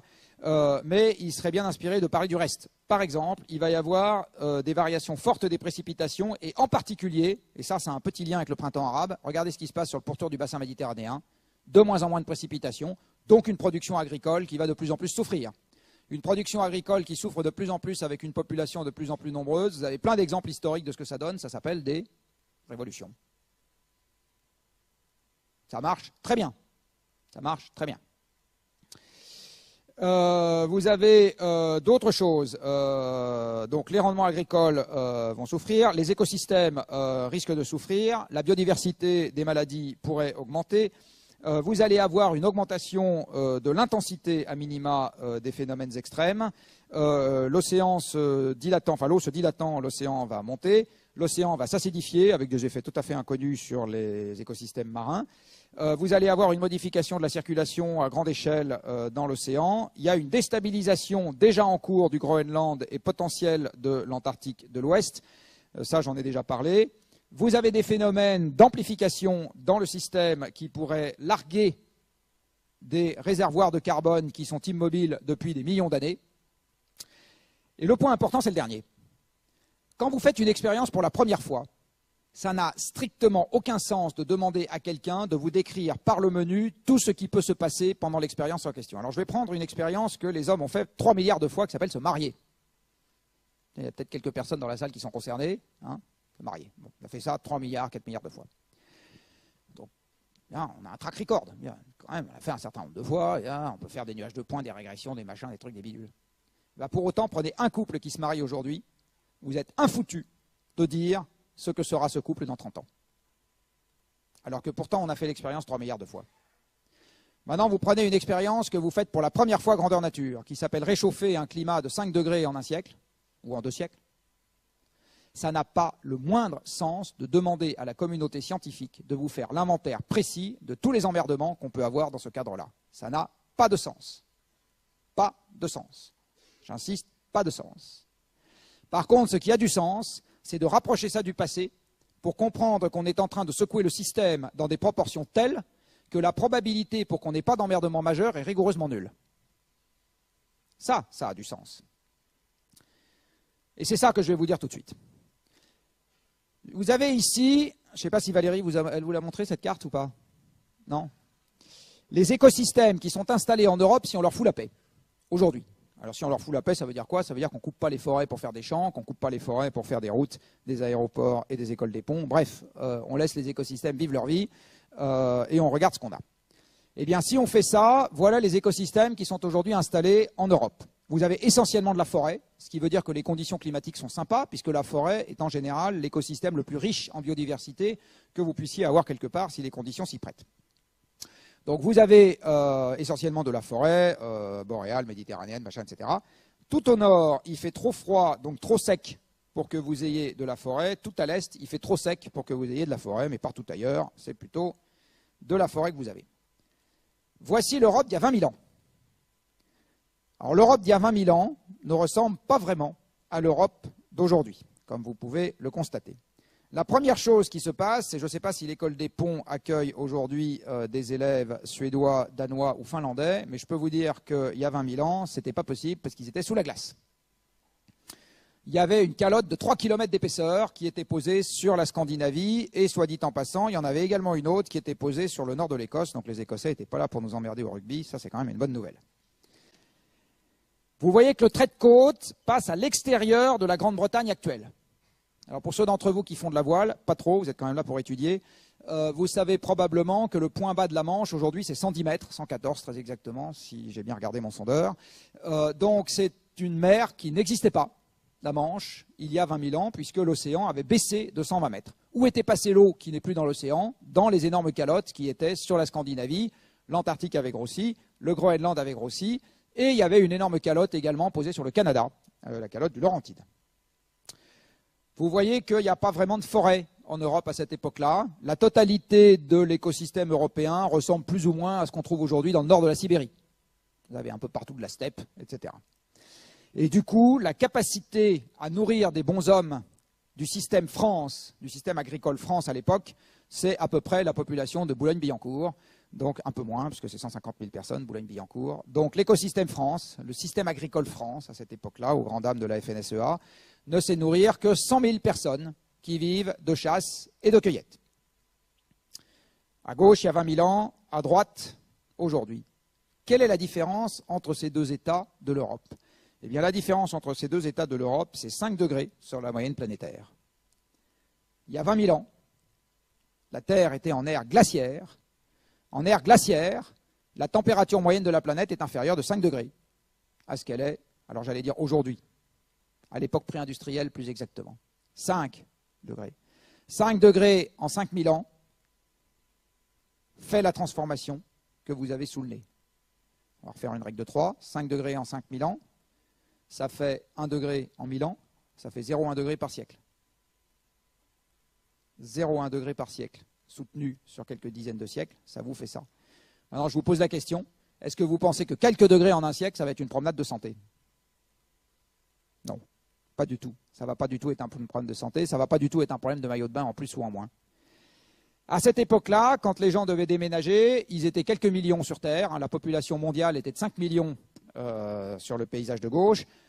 Et puis le choix démocratique n'était pas vraiment le sujet. Donc quand on devait déménager, monsieur chef de tribu prenait une grosse massue, tapait sur la tête de madame chef de tribu et des enfants chefs de tribu, tirait tout le monde par les cheveux. On prenait 3 crayons pour barbouiller la grotte d'après, 2 pagnes et un harpon, et clac, c'était terminé. Aujourd'hui, vous avez 7 milliards de bonshommes sédentaires sur Terre. Et vous n'allez pas déménager avec sur votre dos l'école des ponts, Notre-Dame, les raffineries, les centrales électriques, les routes, les usines, les ports, etc. Ça n'existe pas, ça. Et puis si vous allez vous mettre dans un endroit qui est sympa, avec 7 milliards de bonshommes sur Terre, il y a une forte probabilité pour qu'il y ait déjà des gens et ils ne seront pas d'accord pour vous voir arriver. Donc ce que signifie 5 degrés en un siècle, ou 4, ou 3, c'est essentiellement un monde qui va devenir chaotique et guerrier. C'est ça que ça signifie. Donc je ne suis pas en train de vous parler d'un maillot de bain, on s'en fout d'un maillot de bain. Je suis en train de vous parler de la stabilité politique, sociale, de l'espérance de vie et de la taille de la population. C'est de ça dont on est en train de parler. Voilà, je finis avec... j'ai été un tout petit peu long. Non, le reste, je vais garder pour les questions. J'avais dit que j'aurais une règle de 3, mais c'est pas grave. Je vais finir avec ça. Voilà, ça aurait pu durer 5 secondes. C'est ça mon résumé. Que nous le voulions ou pas,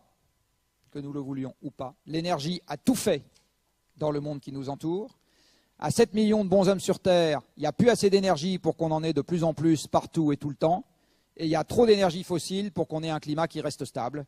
Donc qu'on le veuille ou qu'on ne le veuille pas, de toute façon, l'énergie sera le grand défi de ce siècle. Voilà. Merci.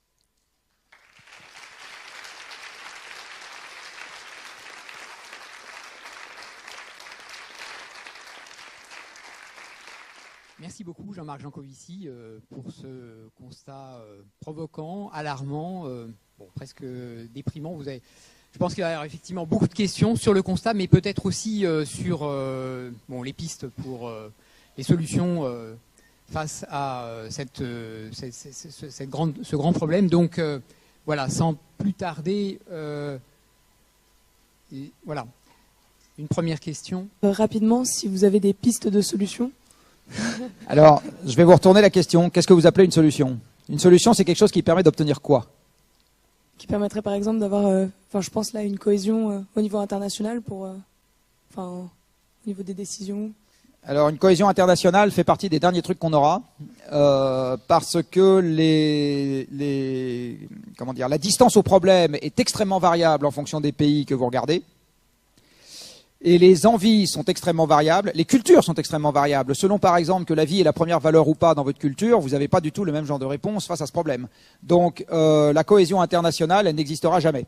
Ce qui peut exister, c'est des accords internationaux sur des points un peu précis.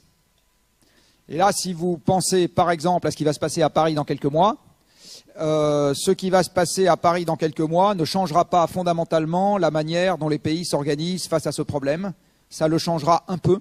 Mais ça ne changera pas fondamentalement pour une raison très simple, c'est que les Nations Unies n'ont pas le pouvoir d'envoyer les chars chez les gens qui se comportent d'une manière qui est considérée comme déviante par les Nations Unies. On leur a, sauf dans un cas très particulier qui est les décisions du Conseil de sécurité, mais pour le moment le climat n'en relève pas. Donc ce qui va se passer, les Nations Unies, c'est un système montant dans lequel chaque pays dispose d'une voix. Donc les États-Unis et les îles Tuvalu ont le même pouvoir aux Nations Unies et les décisions doivent être obtenues par consensus. Tout le monde doit être d'accord sur ce qu'on fait. Alors, je ne sais pas si vous avez déjà été dans une assemblée de copropriétaires. Vous avez déjà été dans une assemblée de copropriétaires? Non. Bon, qui a déjà été dans une assemblée de copropriétaires ici? Vous connaissez un peu le... Bon. Alors, imaginez 198 copropriétaires. 198. Qui voteraient à une assemblée de copropriétaires indépendamment de la surface de leur appartement. Donc celui qui a un placard à balai a une voix comme celui qui a le triplex au sommet de l'immeuble. Qui doivent décider d'une augmentation des charges, qui n'ont pas a priori la clé de répartition, et qui ne savent pas qui est le bénéficiaire de l'augmentation des charges qu'ils vont voter. Et ces gens-là doivent se mettre d'accord de manière totalement unanime. Quelle est la probabilité qu'on y arrive? 0. Donc c'est exactement ce qui se passe aux négociations climat. La probabilité qu'on y arrive est nulle. Par ailleurs, vous avez bien compris que diminuer les émissions de CO2, c'est diminuer la consommation d'énergie fossile. Diminuer la consommation d'énergie fossile, c'est diminuer la consommation d'énergie tout court. Diminuer l'énergie disponible, c'est diminuer le PIB. Donc les négociations climat ne sont pas très loin de ressembler à une discussion sur la meilleure manière d'organiser la décroissance. Physiquement, c'est ça. Question, quelle est la probabilité qu'on y arrive? 0. Donc, l'accord international dans cette affaire, c'est la dernière chose qu'on aura. Le jour où un certain nombre de pays, en quantité croissante, il faut le souhaiter, et pour des raisons strictement égoïstes, donc intérieures, décideront de s'exciter face à ce problème, parce qu'ils comprendront que toute chose égale par ailleurs, c'est leur meilleure option. Alors, dans cette catégorie-là, j'en vois déjà 2, très significatifs. Un, c'est l'Europe. Mais il faut que l'Europe comprenne qu'elle est déjà sous stress d'approvisionnement en combustibles fossiles et que ça va s'accélérer. Donc de toute façon, décarboner l'économie, c'est sa meilleure option. Mais on a vachement de mal à faire accepter cette idée. Mais là, je vais faire une toute petite digression sur les médias. Parce que le problème le plus mis en avant dans les médias est le problème climatique et pas le problème de stress d'approvisionnement. Et la raison liée à ça, c'est que le problème climatique procède d'un mouvement militant et d'une science disponible qui sont là. Donc il y a un mouvement militant et il y a une science disponible. En ce qui concerne la décrue énergétique, il n'y a ni l'un ni l'autre. Il n'y a pas le mouvement militant et l'information n'est pas disponible parce que pour avoir une vue qui commence à être à peu près complète de ce qu'est vraiment l'approvisionnement en combustible fossile quelque part, il faut avoir passé 5 ans de déjeuner un peu alcoolisé avec des gens qui acceptent de se lâcher pour qu'ils vous donnent des informations qui ne sont pas dans le domaine public. Parce que les informations sur la réalité des productions et des réserves sont des informations détenues par des opérateurs commerciaux et elles ne sont pas dans le domaine public. Donc il faut y aller à la mano, c'est un travail de fourmi. Changement climatique, c'est que de la recherche publiée, donc pour peu que vous vous en donniez la peine, tout est disponible. Donc l'Europe, il y aurait intérêt. Et le deuxième pays qui y a intérêt, c'est la Chine, parce que la Chine est, comme l'Europe, un peuple à la tradition, à l'existence multimillénaire. C'est des gens qui savent réfléchir. C'est des gens qui ont bien compris que 1 milliard et quelques dans la taille du pays, ça allait poser des problèmes. C'est des gens qui sont capables de voir à 30 ou 40 ans encore. Et c'est des gens où les élites urbaines, c'est peut-être ça le plus important et j'aurais peut-être dû commencer par ça, donc les élites au pouvoir commencent à trouver intolérable la pollution des centrales à charbon. J'aurais peut-être dû commencer par ça. Donc il y a 2 blocs, à mon avis, qui sont intéressants à regarder, c'est la Chine et l'Europe. Il se trouve que conjoncturellement, les États-Unis sont aussi sur la bonne pente parce qu'en remplaçant du charbon par du gaz, même de schiste, ils font baisser leurs émissions. Mais à mon avis, c'est plus conjoncturel que structurel parce que vous savez quand même que le slogan des États-Unis, c'est « No limits ». Donc « No limits » pour se confronter à un problème qui n'est qu'un problème de limite, c'est quand même un peu compliqué. Mais voilà en gros, mais la communauté internationale ne donnera pas la solution. Ce qui va donner la solution, c'est un empilement d'actions nationales ou régionales. C'est à ce niveau-là, c'est à cette échelle-là qu'il faut aller chercher le début de l'initiative. Il y a un autre endroit aussi qui peut être intéressant à regarder, c'est les multinationales. Alors vous savez, les multinationales, c'est celles capitalistes, etc. Oui, sauf que là-dedans, il y en a qui ont un intérêt direct à l'action et que les multinationales sont les seules institutions transnationales capables d'imposer une discipline interne. Il n'y en a pas d'autre. Enfin si, il y a la construction européenne, mais à part la construction européenne, multinationale, c'est donc, bon, chez elle, il y a évidemment à boire et à manger, mais c'est aussi le monde économique est en train de se cliver sur ce sujet. Hein. Il y a 10 ans, il était unanime à dire vous nous emmerdez avec les contraintes sur les émissions. Aujourd'hui, c'est plus du tout le discours. Et pour vous donner un exemple assez rigolo et très récent, le patron de Total aujourd'hui milite pour une augmentation du prix du CO2 en Europe. Il est fou, il n'est pas du tout fou. C'est la condition à laquelle le gaz peut déplacer le charbon. Donc aujourd'hui, ce qui est en train de se passer, c'est que la production électrique au gaz est en train de se casser la gueule et la production électrique au charbon est en train de très bien se porter. Et le patron de Total dit ça serait quand même mieux si c'était l'inverse du point de vue du CO2, il n'y a pas tort. Et la seule condition pour y arriver, c'est que le CO2 vaille quelque chose et qu'il vaille suffisamment cher pour que les centrales à charbon soient défavorisées économiquement par rapport aux centrales au gaz. Donc ce brave homme est en train d'entraîner tout un tas de pétroliers européens puis mondiaux dans l'idée qu'il faut monter le prix du CO2. Et il ne le fait pas du tout par raison altruiste, encore que j'ai eu sa fille comme élève il y a 2 ans, ça peut-être non, pardon. Mais il le fait avant tout parce que c'est parfaitement cohérent avec le mandat qui est le sien de diriger cette boutique. C'est parfaitement cohérent. Donc c'est ça que je voulais dire quand je dis le monde est en train de se cliver économiquement là-dessus, et il faut aller chercher les gagnants de l'affaire. En gros, il faut faire le lobby économique des gagnants potentiels de l'affaire, qui sont très loin d'être juste les opérateurs et les fabricants de panneaux photovoltaïques et d'éoliennes. Très loin. Si je peux préciser un petit peu, du coup, approfondir un peu la question en termes de solutions, est-ce que vous avez des idées de solutions techniques plus que de solutions politiques pour, disons, arriver à une transition plus douce? Alors là, c'est toujours pareil, ça dépend ce que vous mettez derrière le mot solution. Si vous mettez choses à faire qu'il faut faire de toute façon, parce que si on les fait, on se portera mieux que si on les fait pas. Alors là, j'en ai toute une liste que je peux vous énoncer rapidement. La première des choses à faire, ça va être un peu inventaire à l'après-vert. Hein. Il y a une action à avoir dans le domaine des transports. Et dans le domaine des transports, les 2 grandes marges d'action s'appellent réglementer la consommation des voitures neuves, taxer les véhicules à la détention au prorata de leur consommation, taxer de manière croissante les carburants, augmenter l'offre de bus, parce que le train est beaucoup trop capitalistique en termes d'infrastructure pour permettre de déplacer rapidement de la voiture. C'est le bus qui peut s'en charger. Promouvoir le vélo et le covoiturage et, à long terme, dégonfler les villes. Les villes de 10 millions d'habitants ne sont pas viables dans un monde à l'énergie contrainte.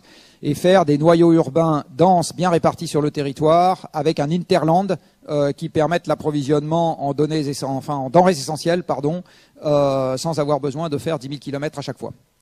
Vous avez un deuxième sujet sur le bâti, qui est d'essayer de faire en sorte que les gens divorcent moins, parce que plus vite divorcez, plus vous avez besoin de surface construite à population identique. C'est pas du tout une blague. Vous avez la consommation d'énergie des gens quand ils divorcent augmente de 60% instantanément. Donc j'ai une bonne ou une mauvaise nouvelle à vous donner. Ça sera plus compliqué pour votre génération de divorcer que ça ne l'a été pour la mienne. Donc choisissez mieux. Vous avez donc un sujet sur le bâti. Donc non, c'est pas une blague ce que je dis. Hein. S'il y a une inflation perpétuelle de la demande en mètres carrés par personne, vous pouvez faire tout ce que vous voulez sur le plan technique, vous n'y arrivez pas, quoi.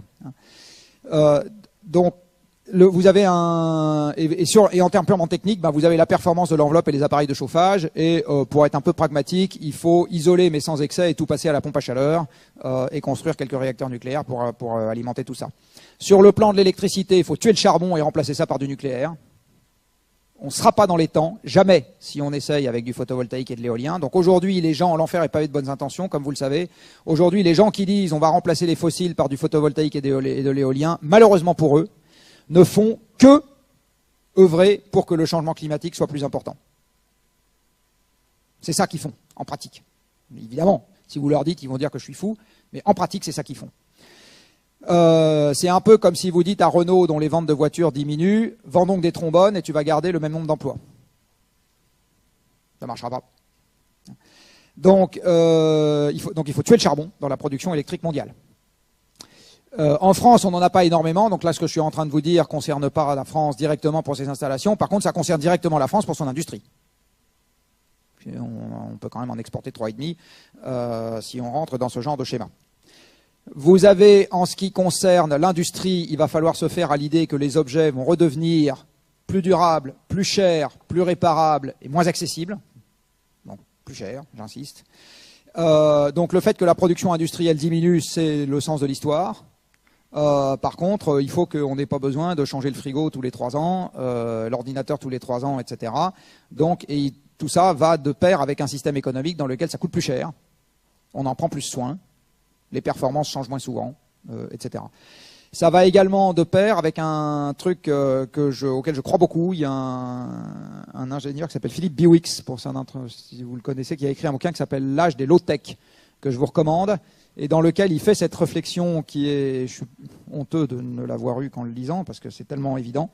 Si vous voulez recycler de manière significative, vous ne pouvez pas faire du high-tech, parce que le high-tech consiste à mélanger les 2/3 du tableau de Mendeleïev dans n'importe quel objet que vous faites, et ensuite vous n'arrivez pas à aller récupérer les éléments unitairement les uns derrière les autres. Donc si vous voulez récupérer facilement l'acier, vous ne pouvez pas faire des tas d'alliages spéciaux pour des tas d'usages spéciaux, sinon vous n'y arrivez pas, etc. Donc ce que dit Biwix, qui est frappé au coin du bon sens, c'est si on veut beaucoup recycler, il faut faire du low-tech et pas du high-tech. C'est très perturbant pour les ingénieurs que nous sommes, hein. Mais il y a quelque chose de fondamentalement vrai dans sa remarque. Donc il faut faire simple, modulaire, déconstructible, etc. En ce qui concerne l'agriculture, pour finir, il faut remettre quelques millions de personnes dans l'activité agroalimentaire au sens large, mais pas au sens de l'industrie qui concentre tout, transforme tout et redistribue tout, mais au sens des gens qui vont s'occuper plus près du sol, donc plus localement, d'abord de remettre un peu le sol en état, mais ça concerne plus les agros que vous, et ensuite d'avoir des circuits. Il n'y a aucune raison qu'on fasse tous les poulets de France en Bretagne. Je veux dire, je ne pense pas que les poulets soient plus malheureux quand ils sont en Provence ou à Strasbourg. Enfin, en tout cas, si on leur demandait leur avis, je pense que c'est ce qu'ils diraient. Il y avait un truc qui était très simple au début pour pas avoir les emmerdements au sens propre du cochon en Bretagne et les engrais de synthèse dans la Beauce, qui était de faire chier les cochons dans la Beauce. Ça marchait très bien. Donc on a un vrai problème qui est de revenir à une forme de polyculture élevage ou un peu plus à une forme de polyculture élevage. C'est clair qu'on ne va pas mettre des palmiers dans la Beauce, mais enfin on peut quand même un peu plus diversifier les cultures, histoire d'être moins dépendant au transport aval. Il faut savoir qu'aujourd'hui, 1/3 des camions qui circulent en France transportent un truc qui se mange. Donc la vraie dépendance au pétrole du système agroalimentaire, elle n'est pas dans les champs, elle est à l'aval. Hein, elle est dans le système aval. Je spécialise, je concentre, je transforme, je distribue. Tout ça, ça ne tient pas avec une énergie en contraction. Donc il faut remettre des gens dans l'activité agricole pour mieux exploiter les mètres carrés de sol avec moins d'intrants et plus transformer, donc plus mettre de valeur ajoutée près de la production et moins dans des endroits qui sont éloignés de centaines de milliers ou de dizaines de milliers de kilomètres. Donc tout ça, il faut aussi dégonfler les unités productives. La mondialisation, ça ne marche pas avec peu de pétrole. Donc vous avez tout ce travail qui va être à faire. Rien de tout ça ne fera revenir la croissance économique, si c'est ça la question. Par contre, tout ça donne des tas de projets qui peuvent avoir un sens. Et à titre personnel, si on s'y prend bien, si on est dans un système dans lequel chaque année on gagne 1% de moins que ce qu'on gagne l'année précédente, je pense que c'est pas un drame. C'est-à-dire que si vous et moi on gagne 1% l'année prochaine en moins de ce qu'on gagne cette année, on s'organise. Le drame, c'est qu'aujourd'hui, comme chacun s'accroche à ses avantages, le 1% en moins est concentré sur 1% de la population qui passe de tout à rien. À eux, ça leur fait tout drôle. Donc on va avoir aussi besoin de réinventer le dialogue social. Ça va aussi vous concerner, parce que pour ceux d'entre vous qui auront des postes à responsabilité plus tard, je peux vous assurer que ça va vous concerner. Moi, j'ai des négociations salariales dans mon entreprise, pourtant avec des gens éduqués, puisqu'il n'y a que des cadres supérieurs, c'est une boîte de consultants. Et ben rien qu'à eux leur faire comprendre que quand l'inflation est nulle, il n'y a pas de raison d'accorder des augmentations générales, ben faut y aller, hein. Bon. Donc, il va y avoir besoin de réinventer et ils sont tous par ailleurs pour le partage, le machin, la générosité, etc. Pas de problème. Donc, on va avoir besoin de réinventer le dialogue social. Donc, tout est à réinventer dans cette affaire, puisque, comme vous l'avez compris, l'énergie nous a permis de vivre sur une grosse bulle de chewing-gum qui n'arrêtait pas de se dilater. Et il va falloir inventer tout un tas de mécanismes qui ne sont pas compatibles avec cette dilatation perpétuelle. Donc, en termes de créativité, ça pourrait être une époque absolument formidable. Et enfin, le dernier point, c'est qu'il va falloir faire tout un tas de trucs pour le changement climatique déjà embarqué, parce que à cause, ça c'est un truc que Valérie a dû vous expliquer, à cause de l'inertie de l'océan en particulier, si on s'arrête d'émettre demain matin, de toute façon, il y a encore un certain nombre de compartiments du système climatique qui vont continuer à dériver pendant des milliers d'années. De toute façon. Donc, il va aussi falloir s'occuper de ça. Vous avez beaucoup parlé du premier principe de la thermodynamique, mais nous, en cours, on nous en a appris deux. Est-ce que le deuxième a une importance dans la production énergétique? Le deuxième, il était implicite dans ce que je vous ai dit sur le rayonnement à 3 degrés Kelvin de l'univers. Voilà typiquement une quantité d'énergie qui, au regard du premier principe, est énorme. Par contre, au regard du deuxième principe, vous n'en ferez jamais rien. Mais par exemple, l'énergie éolienne ou hydrolienne sont des énergies qui, au regard du second principe, sont plus intéressantes. Oui, mais elles sont très diffuses. Elles sont extrêmement diffuses. Donc il vaut mieux avoir un rendement dégueulasse sur une énergie très concentrée qu'un rendement excellent sur une énergie très diffuse. À l'arrivée, vous vous y retrouvez quand même avec l'énergie très concentrée. Par contre, il y a un autre truc que vous savez probablement, c'est que l'électricité en tant que telle ne se stocke pas, puisque l'électricité se définit par des électrons en mouvement. Et il n'y a que dans des supraconducteurs que vous savez stocker des électrons en mouvement. Sinon, vous devez transformer l'électricité en une autre forme d'énergie pour la stocker. Et il se trouve que toutes les formes de stockage de l'électricité que nous connaissons aujourd'hui supposent la mise en jeu de masses qui sont extrêmement significatives, et c'est ça qui pénalise l'électricité dans l'usage transport, là où le pétrole est roi, parce que dans un réservoir de pétrole, vous avez 10 kWh par litre, alors que dans 1 kg de batterie plomb-acide, vous avez 35 Wh. Et même les batteries poète-poète modernes, là, lithium-ion, etc., vous avez des densités énergétiques qui restent de l'ordre de 150, 200 Wh par kilo. Donc vous voyez, vous êtes à un facteur 10 plus quelque chose, plutôt 50, en dessous de la densité énergétique du pétrole.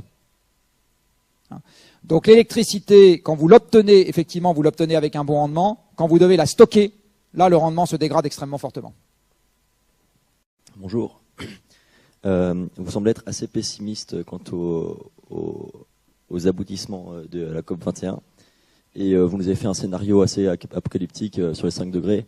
Mais est-ce que, à votre avis, 2 degrés, c'est possible? Ou bien, alors, physiquement, oui. Est-ce qu'on va y arriver? Je ne suis pas Madame Soleil. Est-ce que c'est une élévation de température sans emmerdement? Non. Est-ce que c'est une élévation de température avec emmerdement qui sont susceptibles de diviser la taille de la population humaine par 2? Je n'en sais rien. Parce qu'en plus, ça ne sera pas le seul facteur de pression sur la taille de la population humaine. Il y aura aussi des stocks d'énergie. Et comme on va écrire l'histoire qu'une seule fois, l'attribution des causes ne sera pas simple. Certains d'entre vous connaissent peut-être un homme qui s'appelle Brice Lalonde.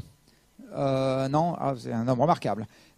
Brice Lalonde a été le directeur de campagne du premier candidat aux élections présidentielles qui était un écolo en 1974, René Dumont. C'est un franco-américain, c'est peut-être pour ça qu'il est bigorné comme il l'est. Il a été de tous les coups de l'environnement depuis très longtemps. 74, ça commence à faire un peu. Et en particulier, il était ministre de l'Environnement de Mitterrand au moment du sommet de la Terre en 92 à Rio, qui est le sommet où a été signée la Convention climat.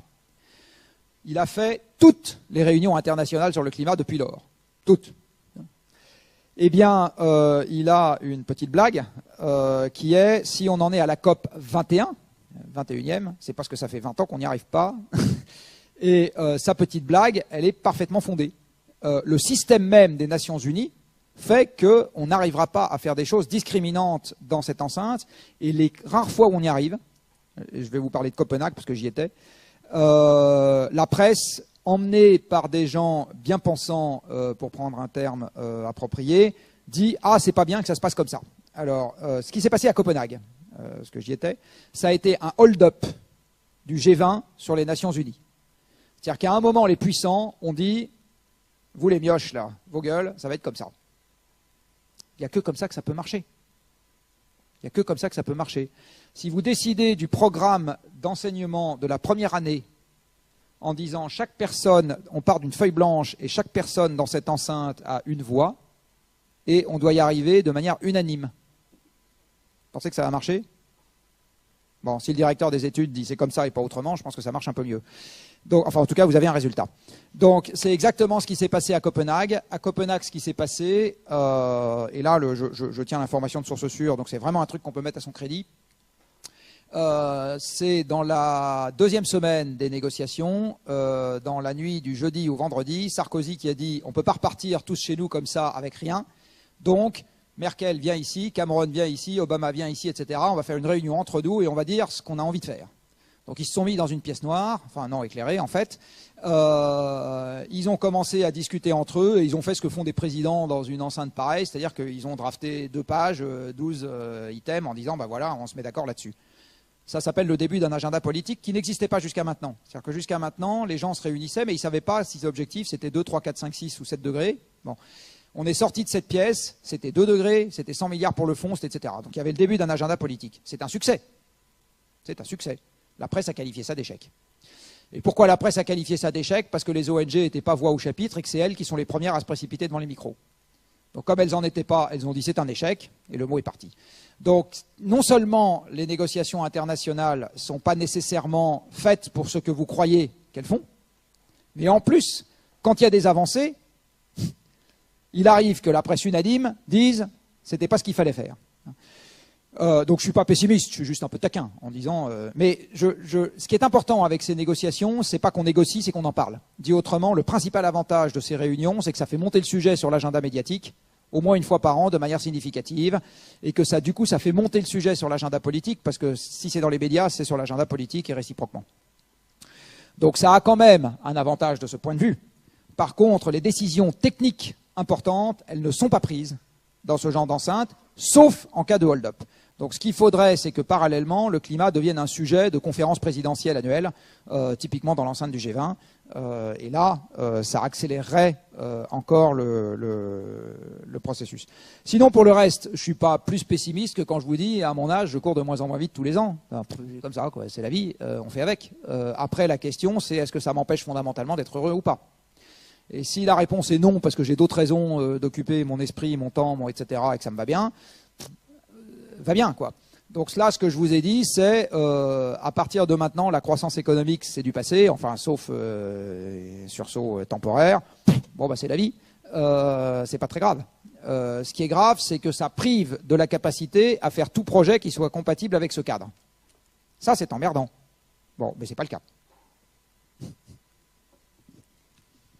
Nous allons prendre encore une ou deux questions. Bonjour, vous avez parlé du lien entre le changement climatique et le printemps arabe. Est-ce que vous pouvez détailler un tout petit peu plus? J'ai besoin de 5 minutes, je les ai.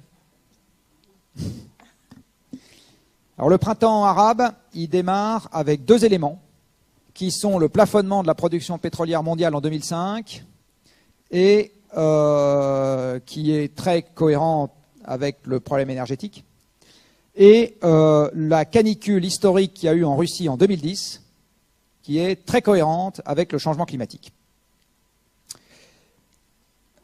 Le plafonnement de la production mondiale de pétrole en 2005, comme je l'ai rapidement dit tout à l'heure, mais je vais y revenir, a eu pour effet de tasser la croissance économique à partir de 2006-2007 dans un nombre croissant de pays.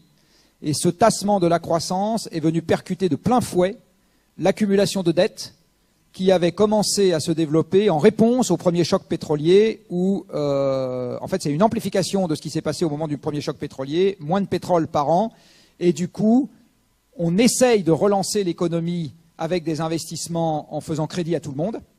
Et comme l'économie ne se relance pas parce que l'énergie n'est pas là au niveau qu'il faudrait pour que l'économie reparte comme avant, eh bien, on se retrouve avec les investissements, donc les emprunts, et pas les revenus en face qui permettent de les rembourser, et donc un stock de dette qui s'accroît. Et depuis les chocs pétroliers, on a inventé la dette perpétuelle. C'est une pyramide de Ponzi, l'endettement qu'on a depuis les chocs pétroliers. C'est-à-dire chaque année, j'emprunte plus pour rembourser ce que j'ai emprunté l'année précédente.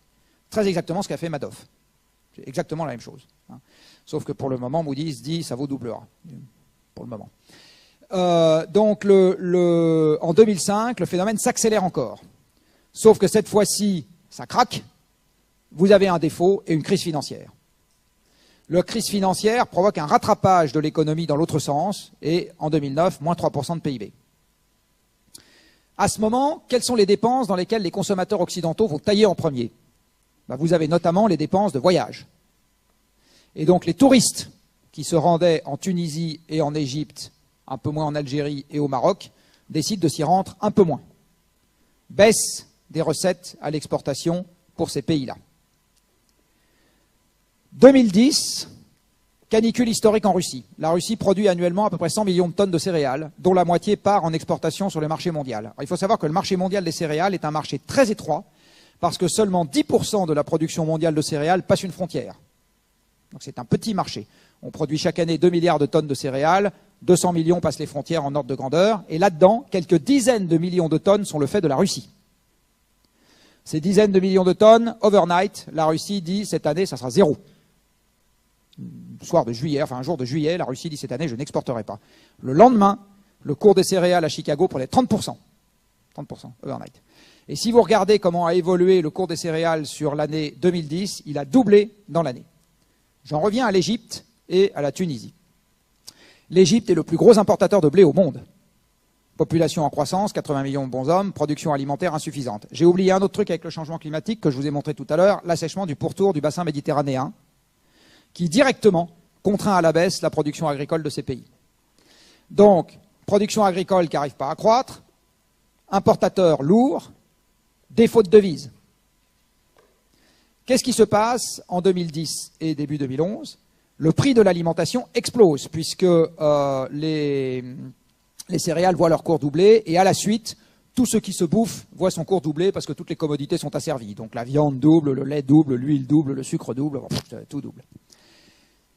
L'Égyptien standard, et on va dire les 50% qui gagnent le moins, il a $1 par jour de revenu net disponible. C'est-à-dire que si vous regardez ce qu'il gagne, moins les impôts, etc., $1 par jour. La tonne de céréales coûte $200.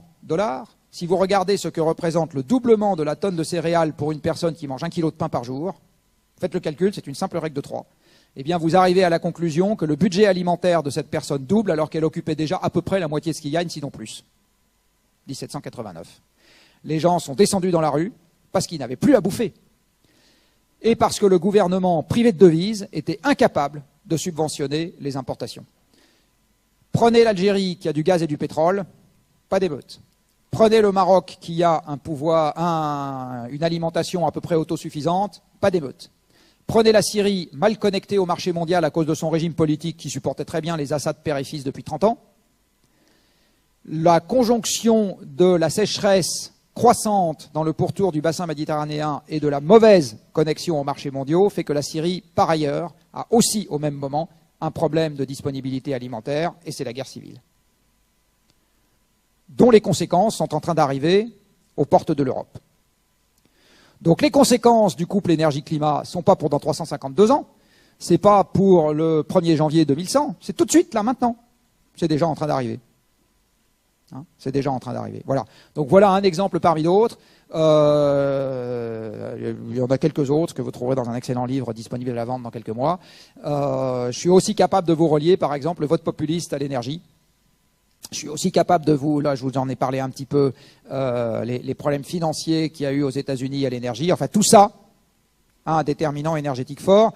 Donc une partie des trucs qu'on croit liés à autre chose, en fait, il y a déjà le couple énergie-climat qui est à l'œuvre sur ce genre